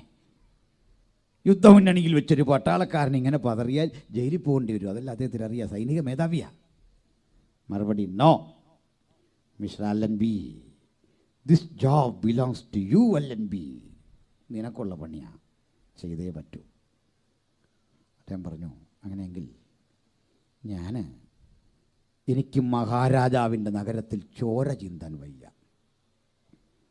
യുദ്ധമില്ലാതെ ഇവറ്റകളെ ഒഴിപ്പിക്കാൻ എനിക്ക് അല്പം സമയം കൂടുതൽ തരണം. കൺട്രോൾ റൂമിലെ മറുപടി, അനുവദിച്ചിരിക്കുന്നു. പ്രാർത്ഥിക്കൂ അല്ലൻബി, വേണ്ടതുപോലെ ചെയ്തുകൊള്ളൂ. ഇത് സന്തോഷമായി. തനിക്കും പട്ടാളക്കാർക്കും ചില ദിവസങ്ങൾ പാർക്കണം. യുദ്ധമില്ലാതെ ഇവിടെ ആളുകളെ ഒഴിപ്പിക്കണം. യെരുശലേമും പാലസ്തീനും തിരികെ പിടിക്കണം. എന്ത് ചെയ്തു? അദ്ദേഹം അനുദിന ജീവിതത്തിൻ്റെ ആവശ്യത്തിന് പട്ടാള ബാരാക്കുകൾ സജ്ജീകരിച്ചു, സൈനിക ക്യാമ്പ്. അനുദിന ജീവിതത്തിൻ്റെ ആവശ്യത്തിന് വെള്ളം വേണേ. ഒരു 4-5 ഇടങ്ങളിലായി ടാങ്കുകൾ സജ്ജീകരിച്ചു.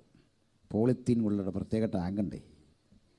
ജനറേറ്റർ കറക്കി വൈദ്യുതി ഉൽപ്പാദിപ്പിച്ച് മോട്ടോറുകൾ സജ്ജീകരിച്ച് വെള്ളം പമ്പ് ചെയ്ത് 2-3 ട്രിപ്പായി ടാങ്കുകളിൽ കയറ്റി ഒലിവുമലയുടെ മീതെയും വെള്ളം കടന്നു.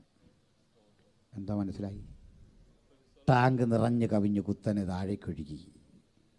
വെല്ലുവിളിച്ചവൻ ഭൂമിയിലെന്നില്ല, പക്ഷേ വെല്ലുവിളി കെട്ടവൻ മരിക്കാത്തവനായി ഉയരത്തിൽ ജീവിച്ചിരിപ്പുകൊണ്ട് ദൈവത്തിൻ്റെ വചനം കേൾക്കുന്ന പ്രിയപ്പെട്ടവരൊന്ന് ഉറപ്പിച്ച് യോഗം വിട്ട് കടന്നു പോകാവൂ. ദൈവത്തെ കൊണ്ട് അസാധ്യമായ ഒരു കാര്യവുമില്ല. അവൻ ചിന്തിച്ചു, അത് സംഭവിച്ചിരിക്കും. അവൻ വാഗ്ദത്തം ചെയ്തു, അത് സാധിച്ചിരിക്കും. അന്ന് ഈ സ്ഥലം പിടിക്കപ്പെട്ടു. ഒത്തിരി സംഭവങ്ങളുണ്ട്. ആ ഘട്ടത്തിലാ തങ്ങൾക്ക് നേരെ ചീറിപ്പാഞ്ഞു വരുന്ന ആയുധം അതൊന്നും പ്രയോഗിക്കാതെ അല്ലൻബി ആദ്യം ഒരു ബൈപ്പോളാർ ഹെലികോപ്റ്റർ അങ്ങോട്ട് പറപ്പിച്ചിട്ട് ലഘുലേഖ താഴേക്ക് ഇട്ട് കൊടുത്തു. ഇത്ര എഴുതിയുള്ളൂ മകളെ, അതിലിത്രയുള്ളൂ, കീഴടങ്ങുക, ഇല്ലെങ്കിൽ ഞാൻ വെടിവെക്കും അല്ലൻബി. അല്ലെങ്കിൽ ഒത്തിരി പ്രവർത്തിക്കാൻ അധികം സംസാരിക്കുകയല്ലോ. നിങ്ങൾ പറഞ്ഞോ, ഈ വെള്ളം അടി കഴിഞ്ഞ് നാട്ടിൽ കിടന്ന് അങ്ങ് ഒത്തിരി പറയുക. ആ കൊരുത്തൻ വന്ന് 2 കൊടുത്തു വെച്ചു. അവനവൻ്റെ പാട്ടിന് പോയി. അവൻ കിടന്ന് ഉറങ്ങിയാട്ടും ഇവനെതിരെ പോയിട്ടില്ല. ഇവിടുന്ന് അവനതിൻ്റെ ബാക്കി പറഞ്ഞുകൊണ്ടിരിക്കുക. അല്ലൻബി ഒരു ഒറ്റ വാക്ക്, കീഴടങ്ങുക, അല്ലെങ്കിൽ വെടിവെക്കും എന്ന അല്ലൻബി. എന്നിട്ടേ ഇതിലേ പോകുന്ന അനൗൺസ്മെൻറ്റ് വാഹനത്തിലൂടെ അല്ലൻബിയുടെ ആളുകൾ പറഞ്ഞുകൊണ്ട് പോയി, വളരെ മര്യാദയ്ക്ക്, മക്കളെ, പറന്ന് രക്ഷപ്പെടാം എന്ന് നിരൂപിക്കരുത്. ആകാശം ഞാൻ കൊട്ടിയടച്ചിരിക്കുന്നു, പറക്കാതിരിക്കാൻ. കര മുഴുവൻ എൻ്റെ കരങ്ങളിലാണ്. നിങ്ങൾ നൂഴ്ന്നു പോകാൻ ശ്രമിക്കല്ല്. കടലും ഞാൻ അടച്ചിരിക്കുന്നു. ഒറ്റ വഴി, കീഴടങ്ങിക്കോളാൻ. കണ്ടോ? ആയുധമൊന്നുമില്ല. പറയേണ്ടവൻ പറഞ്ഞാണ്ട് ഇങ്ങനെ പറന്നു പോലും രക്ഷപ്പെടാൻ പറ്റില്ല.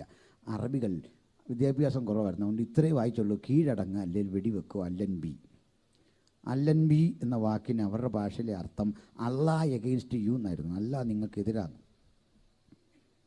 കണ്ടോ? വിദ്യാഭ്യാസം ഇല്ലല്ലോ, കുഴപ്പം. അത്യാവശ്യം പഠിപ്പ് വേണം. ആര് പേടിച്ചുപോയ ആളുകൾ കീഴടങ്ങാൻ വെള്ളക്കൊടി ഉയർത്തി. ചിലർ ഈ സമയത്ത് പിക്കാക്സും മഴുവുമൊക്കെ കൊണ്ടുവന്നിട്ട് ഈ കിഴക്കേ വാതിൽ തല്ലിപ്പൊളിക്കാൻ ശ്രമിക്കുകയും ദാ പാഞ്ഞു വരുന്നു വെടികുണ്ടകൾ. ആക്രമണത്തിൽ ആളുകൾ ചിതറിയോടി. എവിടുന്ന് വന്നാന്നറിയണ്ടേ? ഇവരെ സഹായിക്കാൻ റഷ്യ അയച്ചു കൊടുത്തൊരു സഹായക വിമാനം, അമേരിക്ക അയച്ച മറ്റൊരു സഹായക വിമാനം, ഒന്ന് ക്ലോക്ക് വൈസിൽ മറ്റൊന്ന് ആൻറ്റി ക്ലോക്ക് വൈസിൽ ഇങ്ങനെ അന്തരീക്ഷത്തിൽ കൂടി പറന്നുകൊണ്ടിരിക്കെ അല്ലൻബിയുടെ വിമാനം ഇതാ നടുക്കൂടി ഇങ്ങനെ പറന്നുകൊണ്ടിരിക്കുക. പാലസ്തീൻ്റെ 120 മൈൽ ചുറ്റും ഇങ്ങനെ വിമാനങ്ങളുടെ ഇരമ്പൽ.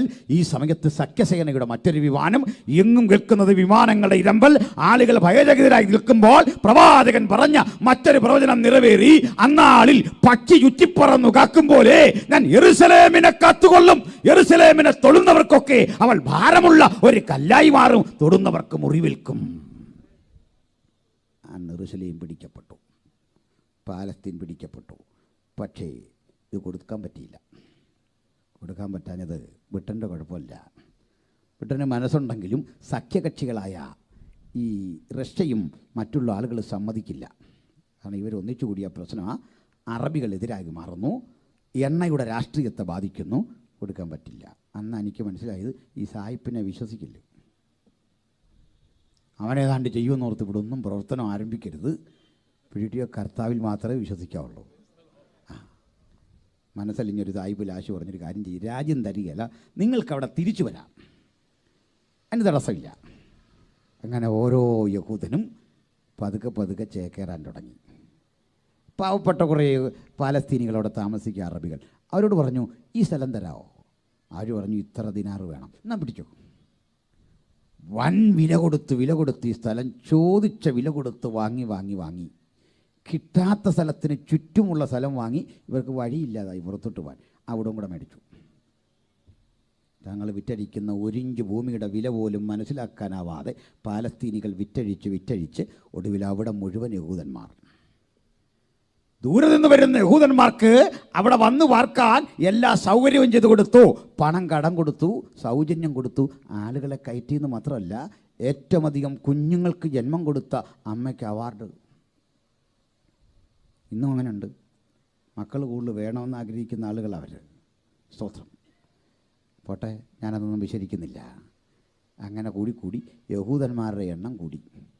പാലസ്തീനികളുടെ സ്വന്തം ദേശത്ത് അവർ പീഡിപ്പിക്കാൻ തുടങ്ങി. ഇതാ ഈ പാലസ്തീൻ യഹൂദ സംഘടനം പത്രത്തിൽ വായിക്കില്ലേ? ഇത് പറഞ്ഞപ്പോൾ എൻ്റെ ഓർമ്മയിൽ ഓടി വരുന്നൊരു കാര്യം, വർഷങ്ങൾക്കപ്പുറത്ത് ഞാൻ തിരുവനന്തപുരത്തൊരു യോഗത്തിന് പോവാ, കോവളം വഴി. എതിരെ ഒരു ചെറിയ രാഷ്ട്രീയ പാർട്ടിയുടെ യോഗം വരുന്നു, കയ്യിലൊരു കൊടിയൊക്കെ പിടിച്ചു വന്നു. അപ്പം ഞാനിങ്ങനെ നിൽക്കുമ്പോൾ ഇവരിവിടെ വന്നു. ഞാനപ്പോഴത്തേന് ഇതങ്ങ് പോട്ടെ, വണ്ടി ഒതുക്കി ഒരു കടയിൽ ചായ കുടിക്കാൻ കയറി. അപ്പോൾ ഇവരും അവിടെ നിർത്തി, അവരും കുറേ പേര് ചായ കുടിക്കാൻ കയറി. അവരുടെ സമ്മേളനം നടക്കാൻ പോവാം. കുറേ ലഘുലേഖ കയ്യിലുണ്ട്, പുസ്തകങ്ങളൊക്കെ ഉണ്ട്. ഇപ്പോൾ എൻ്റെ അടുത്തൊന്ന് തന്നിട്ട് പറഞ്ഞു, ഇതിലൊന്നും. ഞാൻ പറഞ്ഞു ഒരെണ്ണം വാങ്ങാം, മേടിച്ചു. ഞാൻ ചോദിച്ചു, സാറേ ഇതെന്താ മനസ്സിലായില്ലല്ലോ? അങ്ങനെ പറയുകയാണേ, അത് പറയാം. പാലസ്തീൻ ഐക്യദാർഢ്യ പ്രതിഷേധ റാലി. മനസ്സിലായില്ല? പാലസ്തീനിൽ പാവങ്ങൾ ഇതാ പീഡിപ്പിക്കപ്പെടുന്നു. കുറേ ഫോട്ടോ എല്ലാം കാണിച്ചിട്ട് പറഞ്ഞു, കണ്ടോ സാറേ, അക്രമമല്ലേ കാണിക്കുന്നത്? അതിനെതിരെ ഞങ്ങൾ ഒരു പ്രതിഷേധ റാലി സംഘടിപ്പിക്കാമെന്ന് പറഞ്ഞു. ഞാൻ പറഞ്ഞു, എൻ്റെ പിന്തുണ നിങ്ങൾക്കാന്ന് പറഞ്ഞു. അവർക്ക് വലിയ സന്തോഷമായി. ഞാൻ ഈ പുസ്തകം മേടിച്ചല്ലോ. സാറേ, ആരും ഞങ്ങളെങ്ങനെ പിന്തുണയ്ക്കുകയില്ല. അതെന്താ കാര്യം? ഞാൻ പറഞ്ഞു, ഇത് നല്ലൊരു കാര്യമാണ്. കാരണം പ്രശ്നം നടക്കുന്ന പാലസ്തീനിൽ, പ്രകടനം നടക്കുന്ന കോവളത്ത്. തടിക്ക് നല്ല ഇതാ. എന്താ കാര്യം എന്നറിയണ്ടേ? അങ്ങോട്ടൊന്ന് ചെല്ല് പ്രതിഷേധിക്കാൻ. ഒമ്പതിലെ പൊടി പോലും ഇല്ല കണ്ടുപിടിക്കാൻ. ബാക്കി കിട്ടൂല. സ്ത്രീകളാണ് ഇങ്ങനെ ഗണ്ണും പിടിച്ച് നിൽക്കുന്നത്. നാടൻ തോക്കൊന്നുമല്ല. 14 വയസ്സുള്ള വെങ്കൊച്ചിൻ്റെ കയ്യിൽ സ്റ്റൻ ഗണ്ണ് പമ്പ് ചെയ്യും ഇങ്ങോട്ട് വെടിയുണ്ടകൾ. ബാക്കി കിട്ടത്തില്ല. ഓരോ പെൺകുട്ടിയും നിർബന്ധിത പട്ടാള സേവനം. ക്യാപ്റ്റനൊക്കെ സ്ത്രീകളാണ്. പ്രധാന സ്ഥാനങ്ങളിലെല്ലാം സ്ത്രീകളാണ്. സ്ത്രീകളുടെ കയ്യിലാണ് അവിടുത്തെ സൈന്യം, വാഹനങ്ങൾ, പൊതുനിരത്തുകൾ. ഇതെല്ലാം സ്ത്രീകൾക്ക് ഇത്രയും പരിഗണനയുള്ള ഒരു സ്ഥലമില്ലെന്ന്. എൻ്റെ കാരണം അറിയാവോ? അതും പ്രവചനമാണ്. അന്നാളിൽ അവരുടെ സ്ത്രീകൾ അവരുടെ പുരുഷനെ കാക്കും. വചനം കേട്ടോ? അനുവരം നമുക്ക് കുറേ സ്ത്രീകളുണ്ട് റോയ് പാസ്റ്ററെ, ഒന്നും പറയണ്ട, ഞാൻ വിശദീകരിക്കാനേ പോകുന്നില്ല. അന്നാളിൽ അവരുടെ സ്ത്രീകൾ അവരുടെ പുരുഷനെ കാക്കും. വളർന്നു രാജ്യം. 48 സ്വതന്ത്രവും പരമാധികാരവുമുള്ള ഒരു രാജ്യമായി അവർ വളർന്നു. വിശദീകരിക്കുന്നില്ല. ഇന്ന് ഈ തർക്കഭൂമിയുടെ പ്രശ്നം എന്താ? ഇവിടെ പള്ളി വേണോ, മോസ്ക് നിലനിർത്തണോ? ഏറ്റുമുട്ടലിൻ്റെ കലാപഭൂമിയായി ഇതൊക്കെ ഇങ്ങനെ മാറി ലോകരാഷ്ട്രീയം പുകയുന്ന ഒരു ഘട്ടത്തിൽ ഒരേകാധിപതിയുടെ ഉദയത്തിന് ലോകം കാത്തിരിക്കുന്നു. ഒരേകാധിപതി എന്ന എതിർക്രിസ്തു ഉലകത്തെ കൺട്രോൾ ചെയ്യാൻ പാകത്തിന് തന്ത്രശാലിയായി, വിക്രമനായി, ഉപായബുദ്ധിയുള്ള ഒരു രാജാവായി എഴുന്നേൽക്കുന്നു. മറുവശത്ത് അവനെ നിഷ്പ്രഭരാക്കി ലോക ജനതയെ മുഴുവൻ തനിക്കായി കാത്തിരിക്കുന്നവരെ രക്ഷിക്കാൻ നമ്മുടെ കർത്താവ് വാനമേഘങ്ങളിൽ പ്രത്യക്ഷനാകാൻ കാലം സമാഗതമായിരിക്കുന്നു. ആ ഏറ്റുമുട്ടലിൻ്റെ ഒടുവിൽ യേശുക്രിസ്തുവിനെ തൻ്റെ വായിലെ ശ്വാസത്താൽ അവൻ ഉമിന്നുകളയും. വചനം പറയുകയാണ്. ഉമിന്നുകളഞ്ഞിട്ട് ജയാളിയായ തൻ്റെ സഭയെ തൻ്റെ വലങ്കരം ചേർത്ത് പിടിച്ച്, ഇടങ്കരം കൊണ്ട് യഹൂദാ സഭയെ ചേർത്ത് പിടിച്ച് അവൻ കാലവിളംബമന്യേ അക്ഷരാർത്ഥത്തിൽ ഈ ഒലിമലയുടെ മുകളിൽ ഒന്ന് പ്രത്യക്ഷനാകും. ആ പ്രത്യക്ഷത ഏതൊരാൾക്കും കാണാവുന്നതാ. പരസ്യ പ്രത്യക്ഷത. രഹസ്യമായി ചേർത്തുകൊണ്ടവൻ പരസ്യമായി ആളുകൾ കൺകെ ഏത് കണ്ണും അവനെ കുത്തിത്തുളച്ചവരും അവനെ കാണത്തക്ക വിധത്തിൽ അവൻ്റെ പാദം ഒലിവുമലയുടെ മീതെ അമരും. മരണത്തിൻ്റെ തുടക്കത്തിന് വേണ്ടി ഒരു യാത്രയ്ക്ക് തയ്യാറെടുത്ത് യെരുശലേമിലേക്ക് കിദ്രോൻ തോട് കടന്ന് അവൻ തൻ്റെ ജനാവലിയുമായി തൻ്റെ വിശുദ്ധ കാന്തയായി കോടക്കണക്കിന് തൻ്റെ ജനതയുമായി അകത്തേക്ക് പ്രവേശനം ചെയ്യുമ്പോൾ സഹസ്രാബ്ദങ്ങളായി അടഞ്ഞുകിടക്കുന്ന യെരുശലേമിൻ്റെ കിഴക്കേ വാതിൽ അവൻ്റെ കാൽപെരുമാറ്റത്തിൻ്റെ മുമ്പിൽ മലക്ക് തുറക്കുന്ന രംഗം അനവധി വർഷങ്ങൾക്കപ്പുറത്ത് ആത്മാവിൽ കണ്ടിട്ട് ദാവീദ് എഴുതി വെച്ചോ, വാതിലുകളെ നിങ്ങളുടെ തലകളെ ഉയർത്തുവിൻ, പണ്ടയുള്ള കതകുകളെ ഉയർന്നിരിപ്പിൻ, മഹത്വത്തിന്റെ രാജാവ് പ്രവേശിക്കട്ടെ. മഹത്വ രാജാവായവൻ യെരുശലേം കേന്ദ്രീകരിച്ച് ഒരക്ഷരാർത്ഥ ഭരണകൂടം സ്ഥാപിച്ചുകൊണ്ട് ദൈവം സർവഭൂമിക്കും രാജാവാകുന്നു. ഒരു ചാതുര്യ കീർത്തനം പാടുവീൻ. അതിന് കാലം സമാഗതമാകിയാൽ 21 ദിനങ്ങളിൽ ഉപവാസ യോഗങ്ങളിൽ വന്നിരുന്ന് സംബന്ധിച്ച് ആത്മാവിൽ നിറഞ്ഞ വചനം കേട്ട എൻ്റെ പ്രിയപ്പെട്ടവരിൽ അകത്തും പുറത്തും ഈ തിരുവെഴുത്ത് കേട്ട പ്രിയപ്പെട്ടവരിൽ ഒരാൾ പോലും കൈവിട്ടു പോകാൻ ഞങ്ങൾ ആഗ്രഹിക്കുന്നില്ല. ദൈവം ആഗ്രഹിക്കുന്നില്ല. അവിടുത്തെ പരിശുദ്ധാത്മാവ് ആഗ്രഹിക്കുന്നില്ല.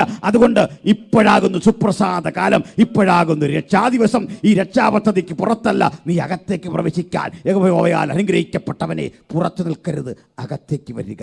നിഴലുകളിതാ പൊരുളുകളാകുന്നു. ഇനി കാലം അധികം ഉണ്ടാകയില്ല. കണ്ണുകൾ അടച്ചാട്ടെ, പ്രാർത്ഥനയ്ക്ക് സജ്ജനാകട്ടെ.